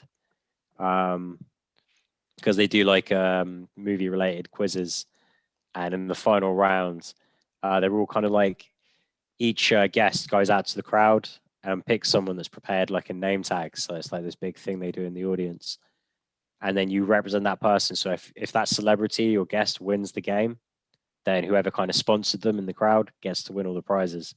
But Bert Kreischer turns up with like 100 hamburgers, and Doug Benson's like, "Get the fuck out of here!" Like, That's quite funny though. yeah, but he just doesn't That's let such a people like Bert fuck up Kreischer his thing show. to do as well. Yeah, but I was introduced to Bert Kreischer through Doug Loves Movies. That's how I found that comedian, and actually kind of like a bunch of others, to be honest. I've never seen this podcast, Douglas movies. I don't know how it is nowadays, but like like 5 years ago, 8 years ago, maybe even further back, like so fucking good. I know that they used to do like the same game at the end, and he stopped doing it, but it was like a really Game. good game. He's like really good friends with like John Hamm. He had him on. John Hamm really knows his shit as well. Sam Levine. John Hamm would be a fucking awesome guest. Yeah, He well, seems like a cool dude. he is, and they had Chris Evans on, and like Oh, Captain snap. America, and so the game they play is based off of a movie critic's book, so it's called the Leonard Maltin game, and they had Leonard Maltin on as a guest on that week as well. And one of the things you can do in the game is you can tell someone like name the movie, and Chris Evans just like stands up, gets in Leonard Maltin's face, he's like, "Name it, bitch." He's apparently retired from acting, Chris Evans. I They're heard trying to he's get coming him. back into the MCU. They're trying to get him back, which basically, by trying, means that they're just adding zeros to a fucking paycheck until he says yes. Look, man, it makes sense to me. Like, I think that whole was it first three phases, the first kind of whole chapter of the MCU was fucking cool.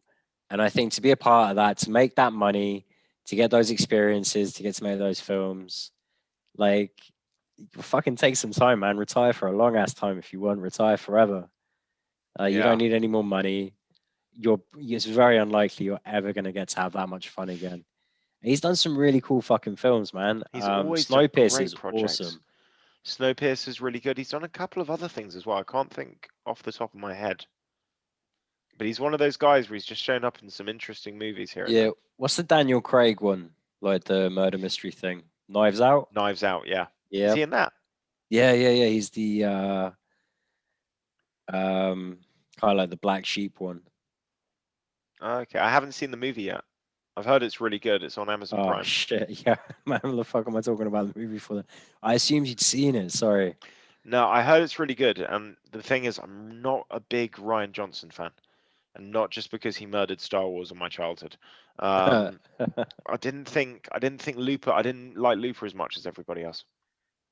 I think you should like Looper as part of the same crowd that loves shit like Starship Troopers and Demolition Man. It's a cool fucking film. People are like, oh, it's a concept, and they got Bruce Willis, and they got Joseph Gordon-Levitt. So fucking, it has to be like the best movie ever, right? It's like That's anytime Tarantino is attached to a project, people get like super fucking hyped. Or I that's remember not when, where I disliked it. I thought the movie just didn't work. oh really? Yeah, Oh yeah, man, yeah, yeah. I thought it I was didn't. fucking cool. I didn't think that any of their logic worked. I didn't think that. I just wasn't invested in it. I just thought it was. I thought the director thought he was way smarter than he was actually being. I thought he took a cool concept and basically ejaculated all over it. And called it cinnamon glaze. A little bit, but I don't know. It's like I feel like if you can enjoy like movies like Escape from New York, Escape from LA, like Those that's a movies are fucking cool film. those movies are Uh, self-aware. Those movies are self-aware. Okay, because this is the thing. I always try and judge a movie based on obviously my own enjoyment of it, but also what was I expect what were you trying to do? What was your goal in the film? What do you think you are? If a movie's not taking itself seriously, I don't take the movie that seriously. I'm having fun with it. But if you watch something that makes it feel and advertises itself and projects itself to be this incredibly deep, conceptual new level thing, and he's the new director and he's this auteur of sci-fi and all the rest, and then you watch, yeah, a cool movie, but one that just got completely bogged down in the wrong details. All of the shit on the fucking farm with the kid makes no fucking sense. The movie was at its best when it was Bruce Willis and Joseph Gordon-Levitt in the city with that kind of like cool gang going on who were running things from the future with their guy sent back. That stuff's all really cool. I thought you the you guy want everything to be kind of like Blade Runner or Cyberpunk. If it hints at it, you want it to be very much okay, like it's think almost back to Looper. blasphemous. Like they've Think taken their name in vain. think back to Looper. Do you remember the guy who works for the future people that's trying to catch Joseph Gordon-Levitt throughout the movie? And he's basically comic relief. Yeah, vaguely, yeah. Yeah. The guy Completely that out of like tone with the rest of the movie. captures and tortures Paul Dano, right? Yes. But then he just keeps getting himself injured and has all of these like oopsie doopsie moments.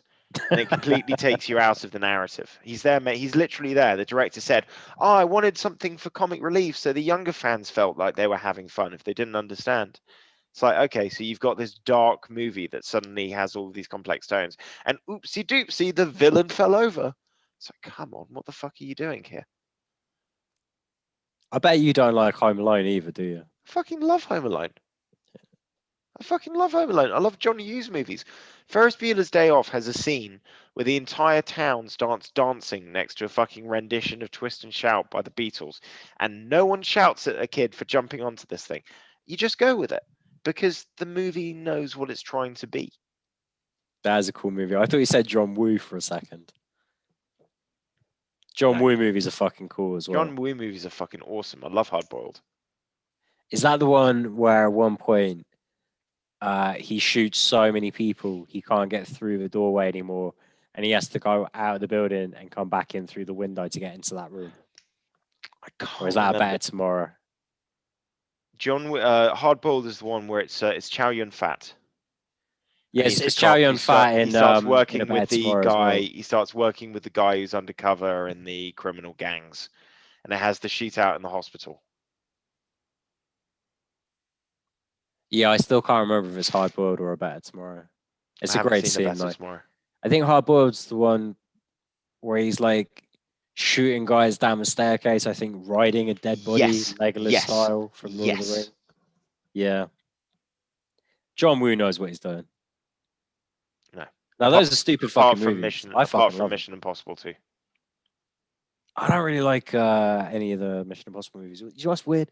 I like a lot of Tom Cruise movies, but none of them are action films. They're all sports films or like dramas or Which, uh, listen, Tom Cruise is a better actor than people give him credit for when he yeah, tries. yeah. But He absolutely nutbag of a human being, but a decent actor. agreed. Have you not seen? Do you not like the first Mission Impossible?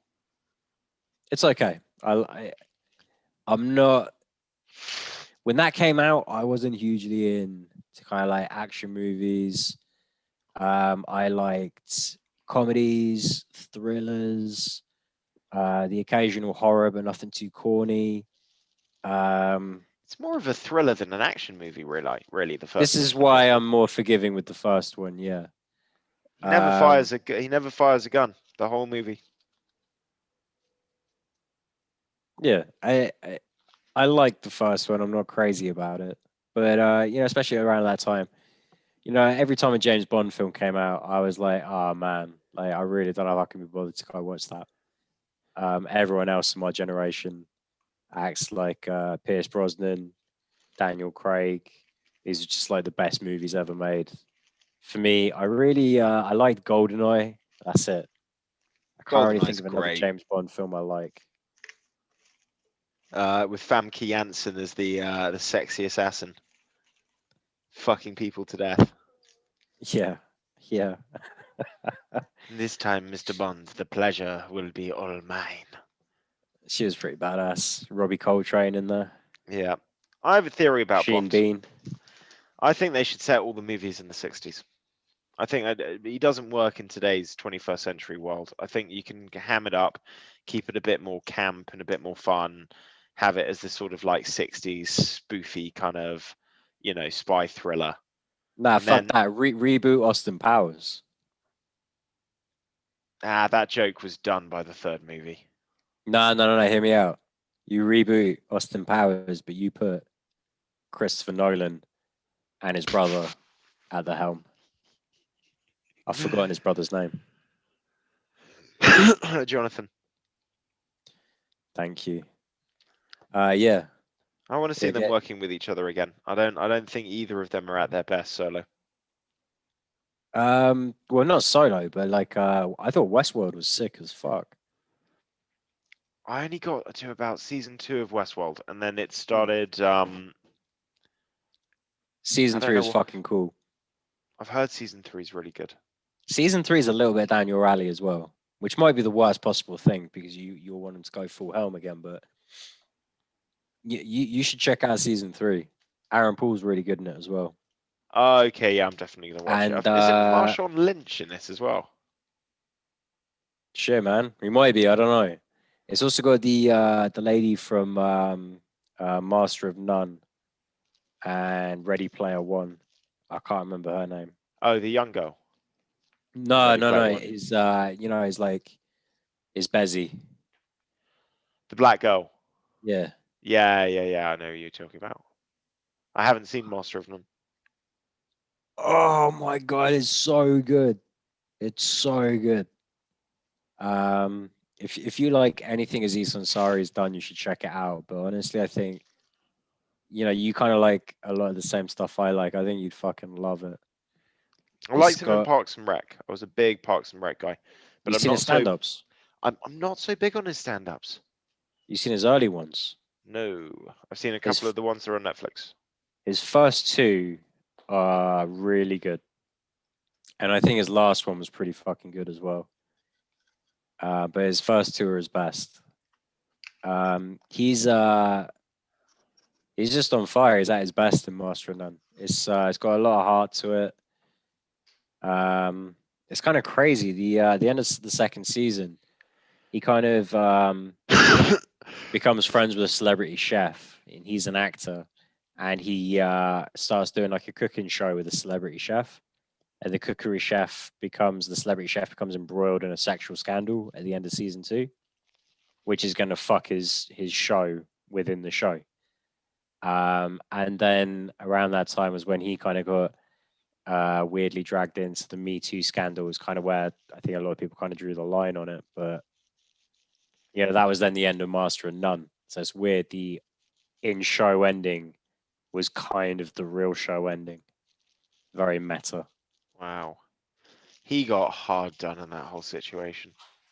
I wasn't there. I think so. And it's a weird one, that one. But Master of None is fucking sick. Kate loves it as well. Season 2 is really solid. Title change of pace. It's got a bunch of people you've seen in like everything else. But you remember I told you there was that movie I watched with Ben Schwartz on Netflix. It was pretty good. Like a romantic comedy. Yeah, yeah. He said it could have been really cheesy and shit, but it actually wasn't. It turned out to be quite well done. Yeah, the chick in that is like the love interest in the first season. She's really good. Okay. Just to surmise, Leron Murphy just kind of grinded out, continued looking impressive. Douglas Silva de Andrade had a little bit of a turnaround in round 3, but it wasn't enough to stop the momentum. and a pretty easy decision win for Leron. Yeah, it was a good performance. I did think Silva and Andrade looked good in spots. And coming in now, we've got Tyson Nam against Matt Danger Schnell. Both of us had Tyson Nam for this one. Yeah, this was a good fight. Did you actually get a chance to watch this one as it came on I watched yesterday? this one live. So I watched this one. This is once I was on the card. Not a bad one to come in on. I think Schnell's had a few, not bad performances. He's lost some fights. He definitely want to get back. I don't know necessarily if he's a top tier guy, but a really good all round fighter. He can grapple, quite an educated striker. Showed a lot of heart in this fight as well. Really tough performance. In fact, strong effort from both guys for this fight. Yeah.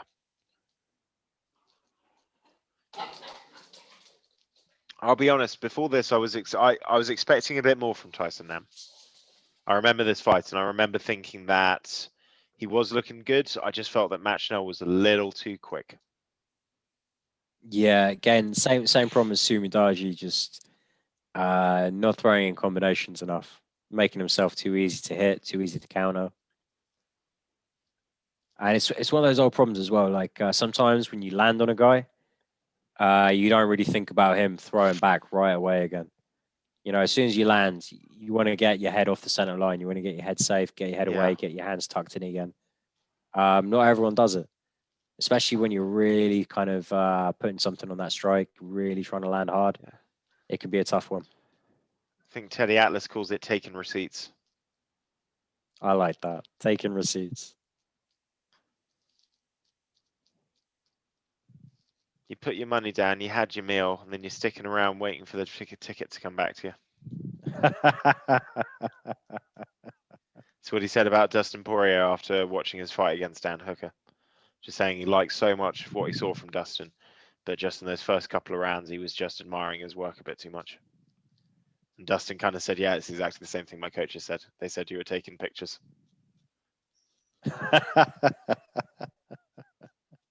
I love Teddy Atlas. Shout out Teddy Atlas's YouTube channel as well. The fight is absolutely fantastic. They've been doing a lot of MMA coverage recently.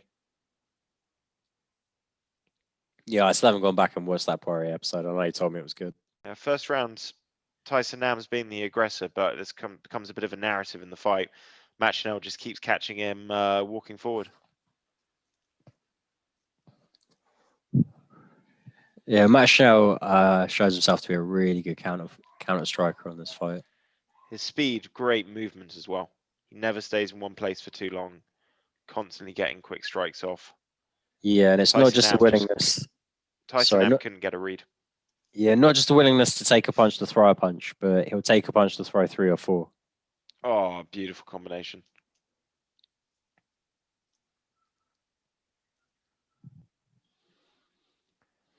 Tyson Nam cracks him a couple of times, and he doesn't really seem to show it too much.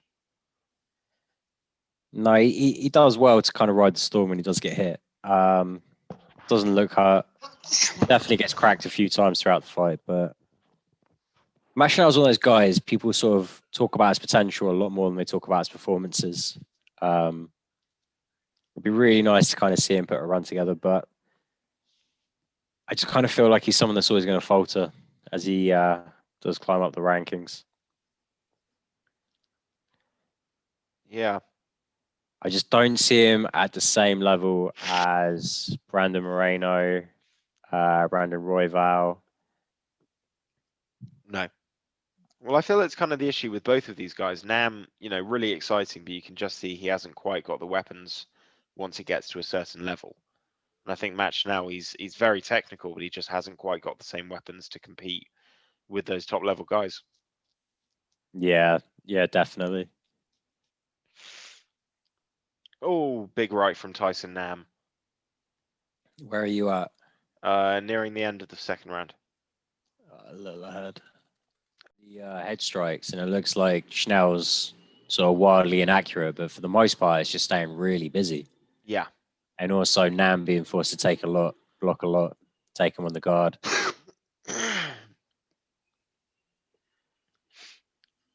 Look at how many strikes Nam misses as well, though. Yeah, that's a slightly different story there, though. Nam doesn't doesn't sort of put out the volume as much to distract. He will a little bit here and there, almost like pump fake with the jab, kind of establish distance, but not in the same way that Chanel is.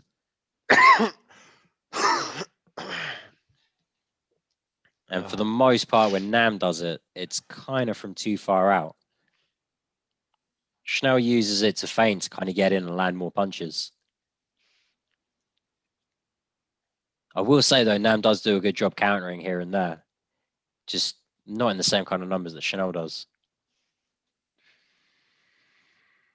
I think Nam has the potential to be a better fighter, but Chanel just putting a clinic on in this one. And the commentators kind of got this right. He cursed himself a bit, saying like, "Oh, I might be a one-trick pony, but who needs anything else when your trick pony's my right hand?" Yeah, I mean, even Deontay Wilder can't use that one anymore. So no, he just has to blame egg cups, egg weights. yeah, he's got a lot of excuses. Well, from what I understand, the Fury AJ fight is pretty much all but signed. Oh, no way. That's what I'm hearing. I hope so. Oh, crap. I've just ruined some of Kate's shit. That's an interesting stat they've just put up on the screen. We're getting towards the third round. Rewatching this, I think Nam, strong argument to say that he wins this. I mean, he outlands him in the second and third rounds, and his outlanding is a big outlanding. The power difference in strikes, I mean, I know that he's wearing it badly on his face, but you can make an argument. They're both fun guys to watch, but there's holes. There's too many holes that you can see. Yeah, the biggest thing here is Chanel's real technical, but kind of lacks the power a little bit. Tyson Nam, it was growing in the fight. Was looking really good in the third round when he was like just throwing combinations, and I think that's the biggest thing. Prioritize that over over trying to throw the power strikes. Touch Absolutely. guys up, keep them honest, make it difficult for them to read your movement, then land a haymaker. It's a much better way to go about it, I think. I agree. Well, this next one, I'm not going to lie, hard to watch, but we do what we do. Here we go. Roxanne Modafferi against Vivian Araujo. And Yeah, listen, we both picked Roxy for this one. Roxy's one of those people that tends to get underestimated by the bet makers, by her opponents, and her whole career is built upon basically pulling off these underdog wins. Against Vivian Araujo, she came up against something different. yeah. Maybe we're picking with our hearts a little more than our heads when we go for Roxy. I will say though, if you remember Roxy's first stint on the Ultimate Fighter and the improvement she made, not just in dropping down from 35 to 25, but in her strength and conditioning, in her striking, which is a continually improving area. On her day, she can trouble, she can challenge any girl in this division. Yeah. But this is a tough fight. It's a gutsy performance, but she gets absolutely brutalized. Yeah, 1 minute into the first round, and you can just see the difference in ability. Araujo so light on the feet, defense, power, explosion. And you can just see that Roxy's feinting into movements are sort of erratic, but it's nothing's smooth, nothing's in control. You don't feel like she could, if she's caught on the half step, kind of throw a counter strike, a counter shot. Whereas you see Araujo, she's just always looking loose, always looking like wherever she is, she's going to be able to throw something back. Yeah, and she had the stronger ground game as well, Araujo. Yeah. And several times the fight goes down. To be honest, the only success that Roxy ever really gets in this fight is on the feet. But yeah, I it's think just not Araujo gets enough. a little tired towards the end of the second round and the end of the third. But I'll tell you what's surprising. I remember Araujo fighting Jessica Eye back in like UFC 245, and I didn't think she looked very good in that fight. I don't particularly rate Jessica Eye as a high level flyweight. I think her number one ranking was She's very good. She's flattering. not elite. Yeah, she's good, but sorry. You're fine. Jessica Rai has some surprising performances. The fight with Misha Tate, is pretty good. In fact, I think it was quite a big comeback win for Tate. Um, yeah, I can look good on a day too, but way too inconsistent as a fighter. Roxy, she trades wins and losses a lot, but always consistent in terms of, as Deadpool says, maximum effort. Always shows a lot of heart, a lot of toughness. Yeah, that is on full display here. She's already been dropped 3 minutes in, straight back onto the feet, still pressuring. But you can just Yeah, see Araujo's just she's part of the new wave of young female fighters that are well-rounded, athletically impressive, explosive. Quick I side like the note: way what do you Overeem think about approaches things. we'll obviously get to it when the card's happening in a couple of weeks, but what do you think about his fight against Volkov? Do you think he's got a shot at making one last run? Always, but Because like Volkov Volkov, looked really good against Walt Harris. He looked like a different human being. yeah, with a different tattoo. Look, Volkov always looks good. Even when he loses, he looks good. He really impressed me in his fights against Verdum. Derek Lewis until he got knocked out. I liked the way he didn't even really give Greg Hardy a chance to get into the fight. Volkov's a real dangerous guy. I think on paper, it's the kind of fight that you would say would kind of favor over him if you were going to pick someone for him. But uh, he's got a chance. He's always got a chance. Always a threat. He is the Reem after all. But I think I'm probably going to end up picking Volkov on that one. Volkov looked very aggressive in his last fight. He seemed to kind of not. Sometimes I feel like he gets into too much of a technical affair. And then against Walt Harris, it just felt like he was picking him apart. But then once he sensed the moment, just took it and went for the finish in a way that I haven't seen him do in previous fights. It'll be interesting. I'm excited about that one. I think it's a really good main event. Oh, for sure. Who else they got on that card, you know? I haven't really had a good look at it. I don't think anything major's announced. Let me check now. Where's my phone? I know Daljo's really stinging Roxy with every jab. Yeah. It's just the difference in comfortability. You can see that she's just a much more natural striker. Her understanding of range, feinting, movement, slips.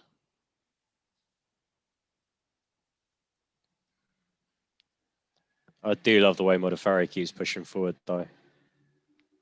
It was the right way to go. At the moment, by the way, it's only Reem versus Volkov, according to UFC on that fight. You can't see my phone because it's a webcam, but take my word for it.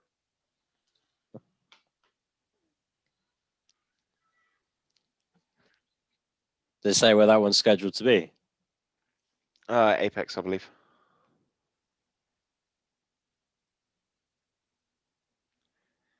Yeah, UFC Apex, Feb 7th. So we get All right. a 2-week break. And then we've got that on February 7th, and we've got UFC 258 the week after. And then 2 pay-per-views in February or 2 in March? I believe it's going to be 2 in March. One I at the like that. start of Getting March and one at the end. early. I mean, that 259 card is just looking so good. Who else they got? Remind me. Nunes Anderson. I'm pretty sure Volkanovski, sorry, not Volkanovski versus Ortega. Yan versus Aljo.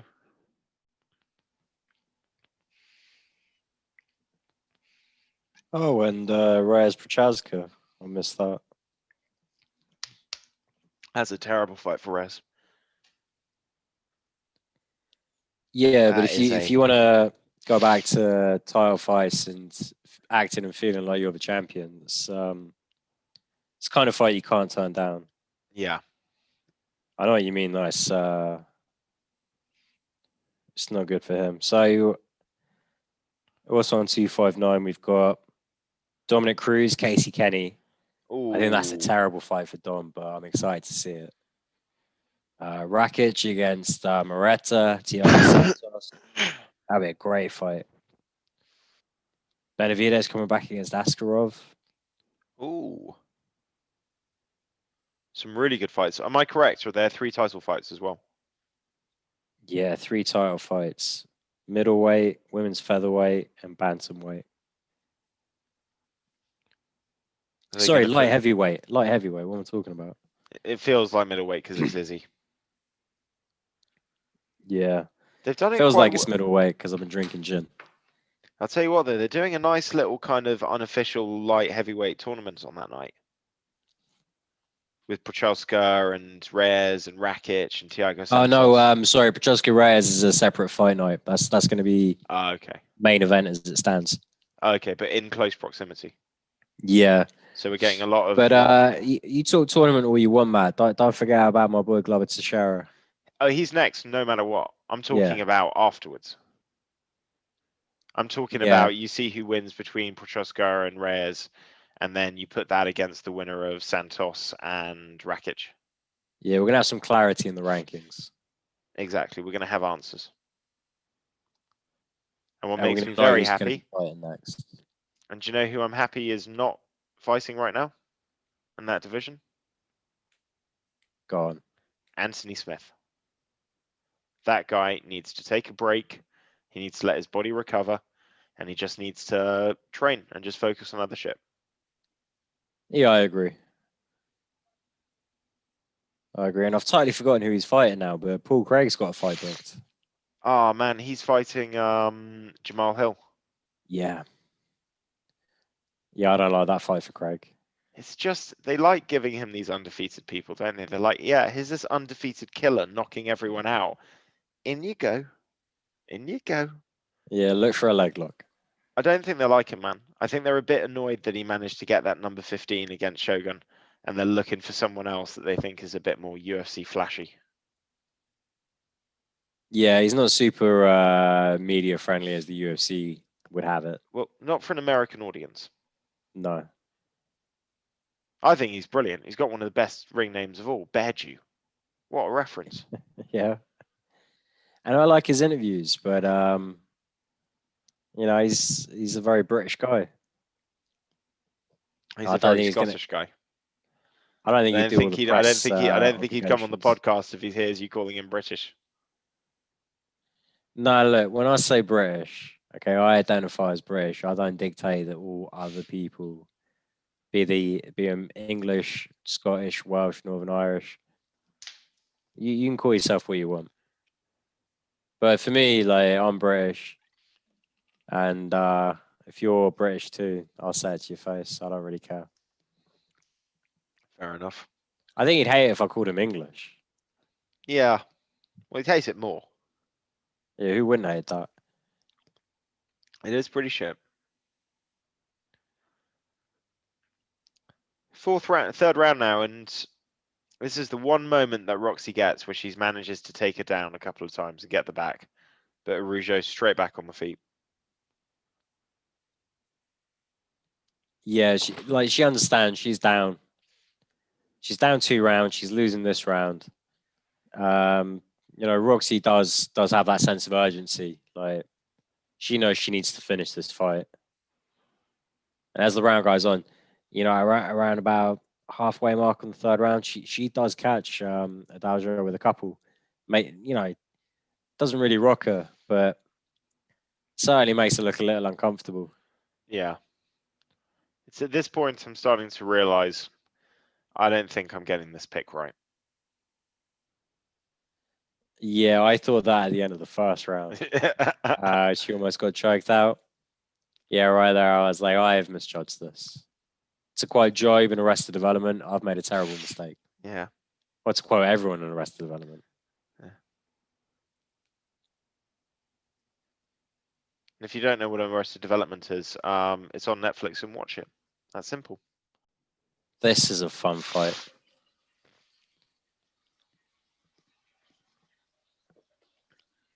All right, I'm just getting up to the start now. Yeah, same here. So next Ready. up, we had two light heavyweights literally fighting for their right in the UFC.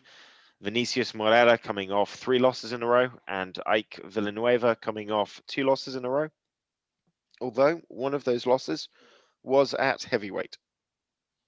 You had picked Villanueva by KO. Yep. I had picked Vinicius Moreira by submission. I think either submission or I decision. mean, I think it was yeah, you decision. picked submission. Yeah, essentially, it was the most obvious choice of victory here.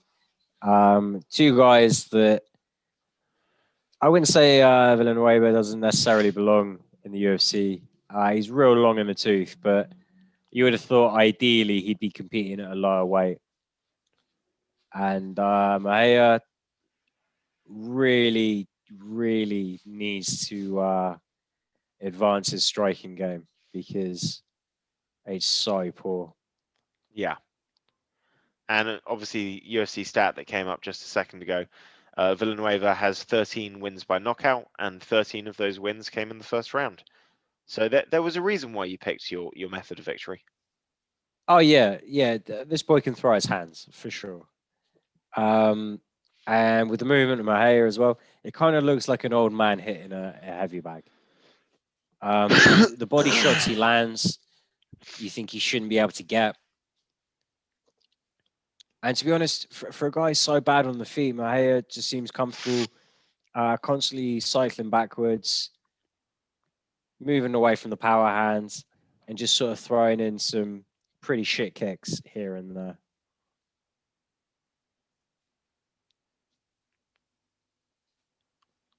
Ivan Villanueva, anytime he wants to go to the body, he just has all the time in the world for it. Yeah. There's no defense on the other end here.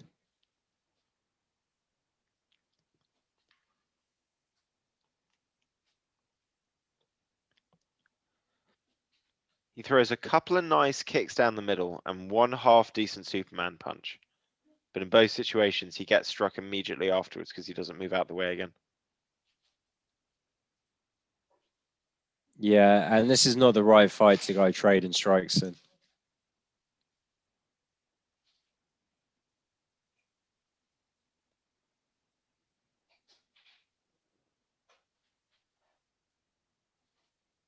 I mean, I understand it's different when you're competing, when you're actually in the octagon, but it looks like the takedown's there all day. He just won't even threaten it, try and pull the trigger on it. And it just gives Villanueva too much of an in the fight. He just gets to build and build, throwing these slow ass body shots that keep landing. Everything he throws is heavy. Don't take anything away from that. But the hand speed is not elite. The footwork, the approach, none of it's top level.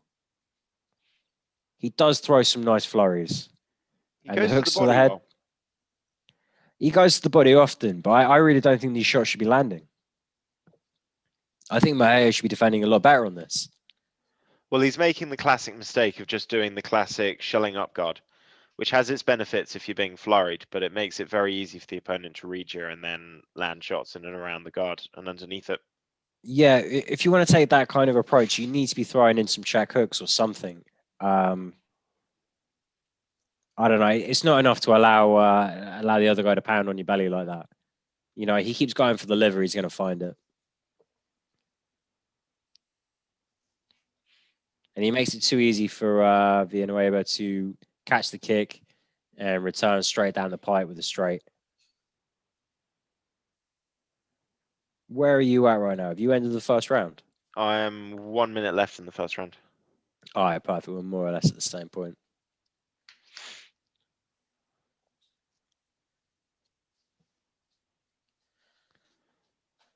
Mahia lands a nice knee to the body, but already this round's gone for him. He's just not reacting quickly enough. He can't throw counter shots. You can see he's either defending or looking to strike. He's never really timing anything. Okay, I think that's the second time now he's had his kick caught, got a counter to the face.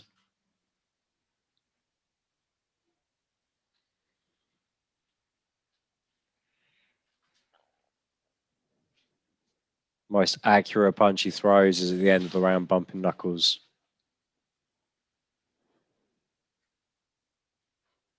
Okay, you're a couple of seconds ahead. Hang on a sec.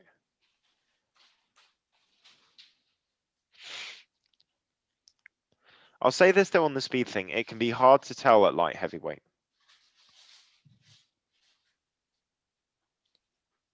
I mean, I know what you're saying, but in this fight, I don't think I'm mistaken. You know, you wouldn't want to see one of these guys fighting someone in the top 5. I was talking earlier. Sorry about that. No, you're fine. We were talking earlier about Reyes Prochaska.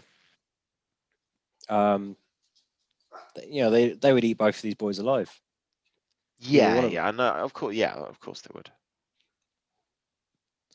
This doesn't feel like a UFC caliber fight. And maybe I'm being a bit unfair, but it just doesn't for me.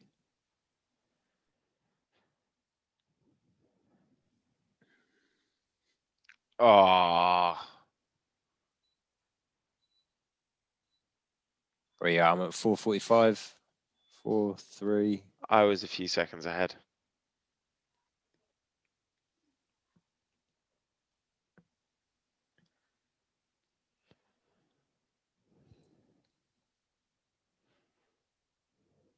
Clearpool. Oh, there it is. It's just so sweet. Literally in the build-up, you can hear Paul Felder on the commentary saying, "My hair looks like he's just afraid of getting hit," and again throws that naked kick off Naked balance, kick, then trying to use the naked kick to swing into an overhand right. What are you doing? Asking for trouble. Yeah, he gets hit so hard he spins around. This is a big knockout.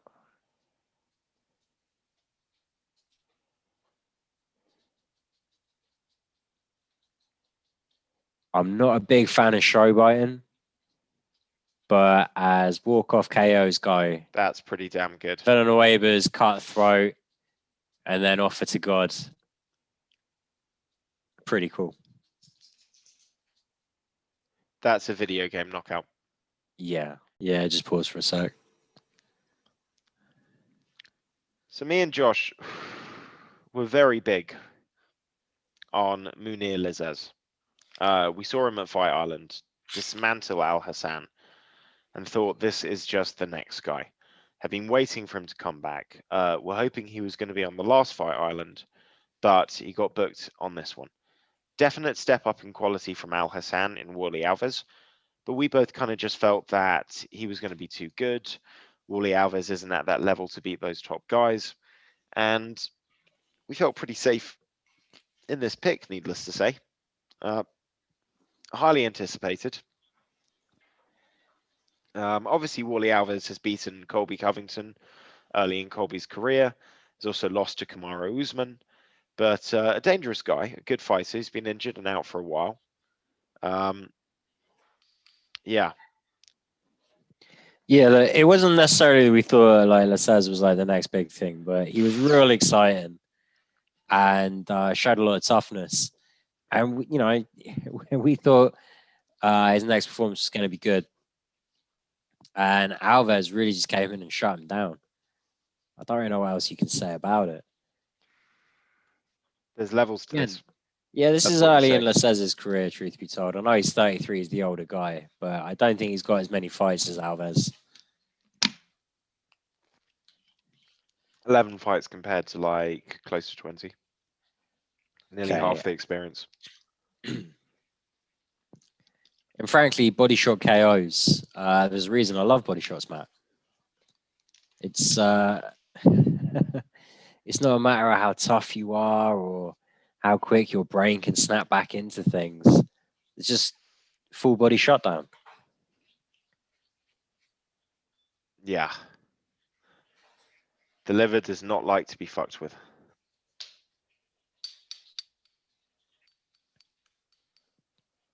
Do you think that your lifetime of drinking though would makes it easier for you to take liver shots? No. I think the more scarred your liver is, the worse.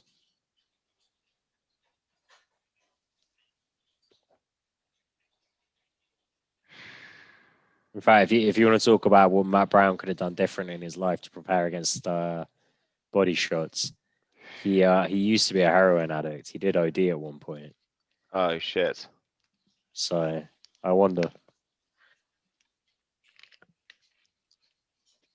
Edit that out though. Matt Brown scares me. Don't leave that in. Yeah. This is where I don't like the fans. I get them booing Wally Alves when he comes out because Lazez is the homeboy. Give the guy a cheer after he wins the fight. All right. Do you know what? I'm looking at it a little differently, but for all the wrong reasons. Go ahead. Alves is Brazilian, and in Brazil, they would very rarely forgive a foreign fighter for beating one of their own. So I'm kind of like, nah, no, Alves can take it. He's Brazilian, so this is how it balances out. That's I just would have thought international that. karma. I would have thought that until we get to the main event. And that confirms my previous predisposition. Do they boo the main event? Yep. That was a great fight. What the It's a fuck are they great booing fight, that and one they for? boo at the end of the main event as the winner's being announced. Yep.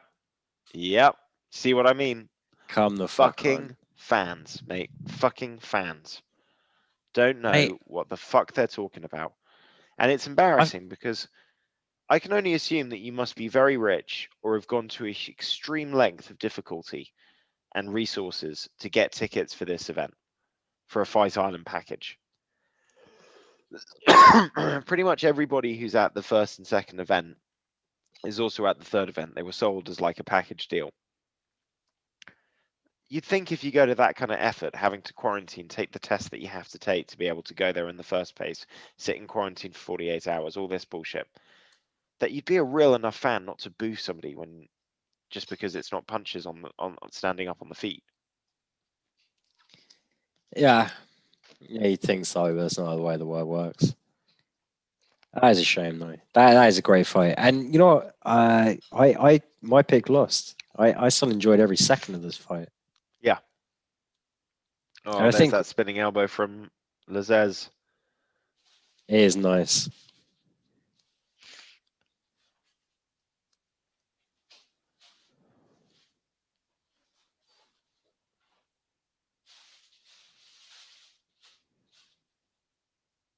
So I guess you're up to the body kicks around now, Yeah. yeah?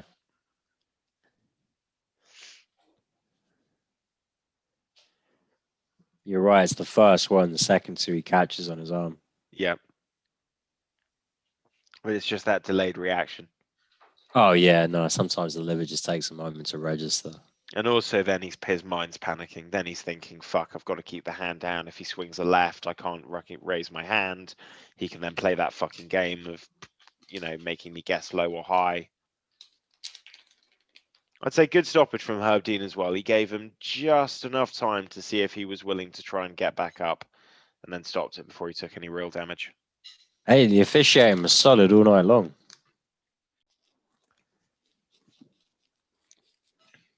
It was funny when I was watching this yesterday. Tom was sitting next to me, and one of the things I said about Neil Magny is he's a very technical fighter, great cardio, but his big issue's always been, can he be aggressive enough? Can he really have that killer instinct and look to sort of take the initiative? And I felt like a big narrative in this fight is that Neil Magny could just never really just kind of apply the kind of pressure I felt he needed to. Yeah. Oh wait. Yeah, I hear what you're saying. What I would say though is it might not necessarily be a lack of Magny's willingness to kind of press forward. At a certain point in this fight, Chiesa just took over. I think it's about halfway through this round, and Magny never gets the momentum back because Chiesa just keeps finding ways to take him down. And once he takes him down, it's an absolute masterclass in position over submission, constantly threatening submissions so that you can continue to advance your position and just a perfect display of risk management as it comes to grappling, especially going against the guy as durable and dangerous as Magny.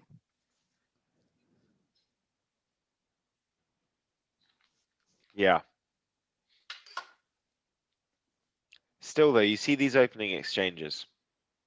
And I just felt like Neil Magny's so much that type of fighter that likes to kind of figure his way into the fight. Figure out what the guy wants to do and then kind of work around it. And you can see right here, Chiesa's playing this clever game. He's backing up, letting Magny come forward, landing something down the pipe, moving away. And Chiesa's striking looking much improved. Yeah. I like the way he almost threatens a level change and pops back up with the jab. Just really finding ways to get his striking to complement his takedown game. It's crazy to think that these two guys are huge for the weight class. And Chiesa used to fight at 155. Oh, I know. It's unreal. Where's Neil Magny ever had somebody look as tall as him in the octagon? I don't know. Lorenz Larkin, maybe. But yeah, it's he's usually the taller guy. I mean, I think he's still got Chiesa by an inch or two, but the way they're fighting, it doesn't matter right now. Chiesa's jab's looking pretty good today. I gotta be honest. Yeah. Mixing it up to the body.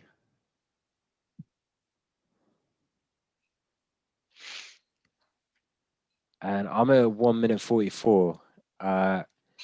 Chiesa's top control, passing to full mount here.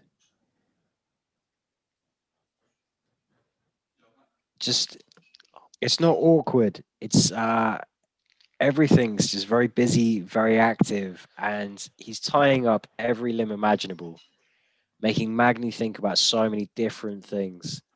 He's not just defending mount, he's trying to breathe, he's trying to get the hand off his neck. Magny, Chiesa just keeps, chaining together different little setups that just force Magny to constantly be on defense and just never really get to a point where he can scramble out from the bottom position here. Yeah. Best he can do is desperately hold on to half guard.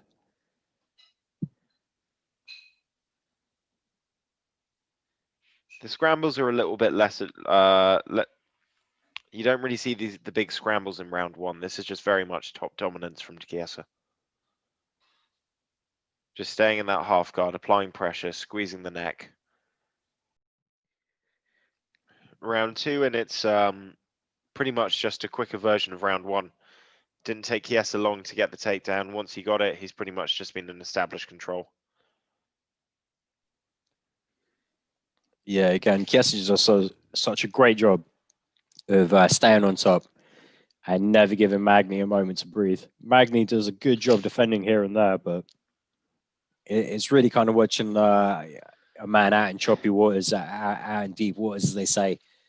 Not swimming, but not drowning. He's hanging on, but barely.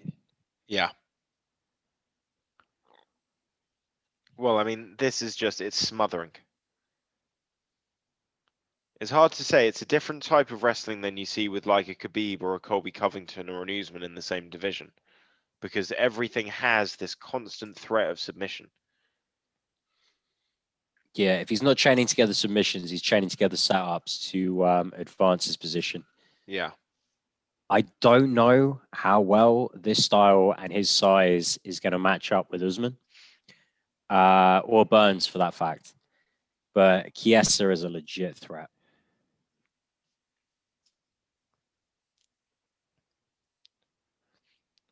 Yeah, he ends round 2, 2-0 up. So at this point, I felt Magny's got to be thinking, I've got to change the game plan. Yeah, he's a little stranded in this one. I feel like maybe I think he struggles in fights where he feels like he's deficient in wrestling. I think he likes his striking, but I think he likes being against guys where he feels that he can start using the wrestling as a tool and kind of piecing it all together. And if another guy's just able to out control him, I think it just kind of, I don't know. I think he doesn't look nearly as effective. Yeah, I mean, truth be told, if you're going up against a better wrestler, you need to have a slick submission game, or you need to have some great takedown defense and some good stand up. And it's not that Magny hasn't got those. It's just that Chiesa does such a great job of nullifying it in this fight. Yeah. I mean, obviously, Magny's stock's going to drop a little after this one, but he's certainly a guy that can bounce back. He's got the wins in this division. He knows he can do it. Very true. Very, very true.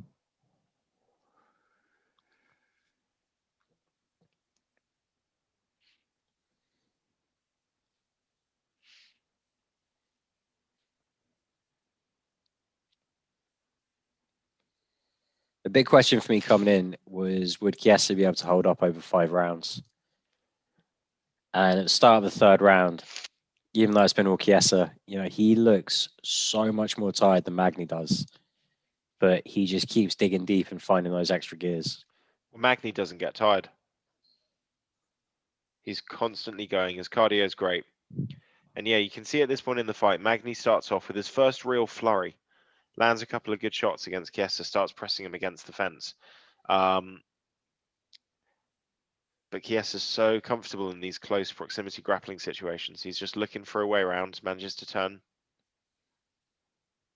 establishes wrist control. And I felt this was a mistake from Magny. Right now, it's already been established this is Chiesa's world. This is when he needs to be looking to get distance and separation. And yeah, that's a good takedown. He gets a really good takedown. Takes the back, but I know what you mean. He might have been better off trying to keep this one on the feet, but I did think coming in that Magny was going to win this fight against the cage. Chiesa can be submitted. True. And obviously the Kevin Lee one, some people say it's in debate. For me, he was out. But if you can take Chiesa's back, if you've got the submission skills in the frame of Magny, that's going to be a great path to victory. But the way the fight goes and the fact that he's not able to really do too much than get a quick takedown, which won't even really get counted because Chiesa's right up again. It's just a tough night for Magny. Definitely his best round so far, though, round 3. Yeah, he was okay at the start of the first round, but he wasn't really, he hadn't really got going yet. Finally starting to see like the real Neil Magny, the Haitian sensation.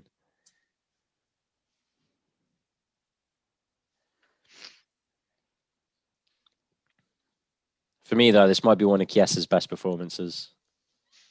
Yeah. I think it's his most, it's definitely his most credible performance at welterweight. He's beating a guy that was on a win streak himself. And a guy that people thought was going to beat him.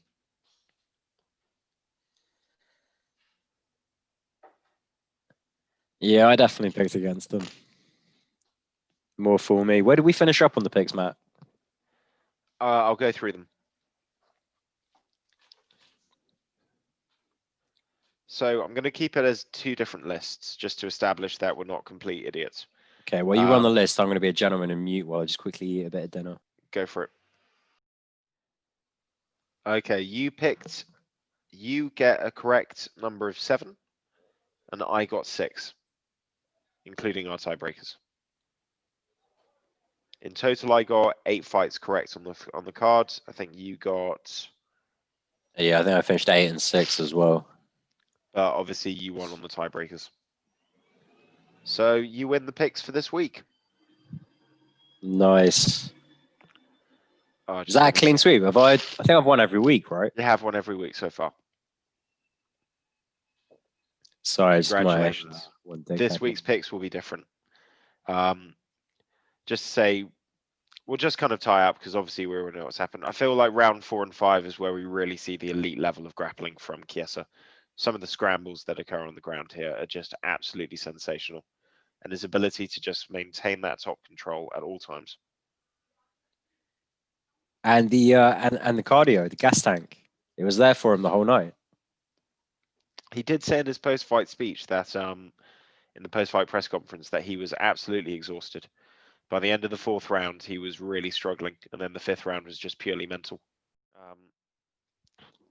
Yeah, Mike Chiesa looks a lot more tired in the 5th round, but he grits through. Yeah, and he's smart about it. You know, he slows down the pace. He delays the exchanges. He creates more distance. He continues to move around, but always on the outside. Never having to worry about moving too quick or reacting too fast. Like you say, everything was position over submission. Yeah. It was a great fight, great performance by Chiesa. I liked his call out of Colby at the end as well. Yeah, I don't think he's going to get it. I think that's going to be Jorge, but he elaborated on his reasoning though in his post-fight press conference, and the reasoning's interesting. What was the reasoning? He said because it's the single hardest fight for him in the division in every single way. And he really broke it down. He's like, look at it. He's a pressure wrestler. He's excellent against fighting people with good submission games. He never gets tired. He throws flurries and huge volumes of strikes, which I've always had difficulty with in the past. And he's great at getting into the head of his opponents, which I've clearly struggled with in 2 of my losses. Yeah. And I kind of thought, yeah, you know what, man? Like, most people would just say, oh, because it's the toughest challenge. But that's actually, you've thought about it. Yeah, I mean, he hasn't thought about it too much. Usman is the toughest challenge. Yeah, but you can't. Everyone says they want to fight for the belt. You know, I think he's doing well by challenging somebody in that mix. The only thing I'd say is we want to see that Masvidal Colby fight. Yeah. That concludes it for our sort of. I don't know if we can call this a watch along because it wasn't live, but a kind of a rewatch. We'll call it the rewatch, the MMA rewatch. Yeah, that's us concluded on that. We're going to move on to a different segment, released as a separate episode, where we will be breaking everything down with UFC 257, doing our picks and talking about the latest news as well. Catch you then.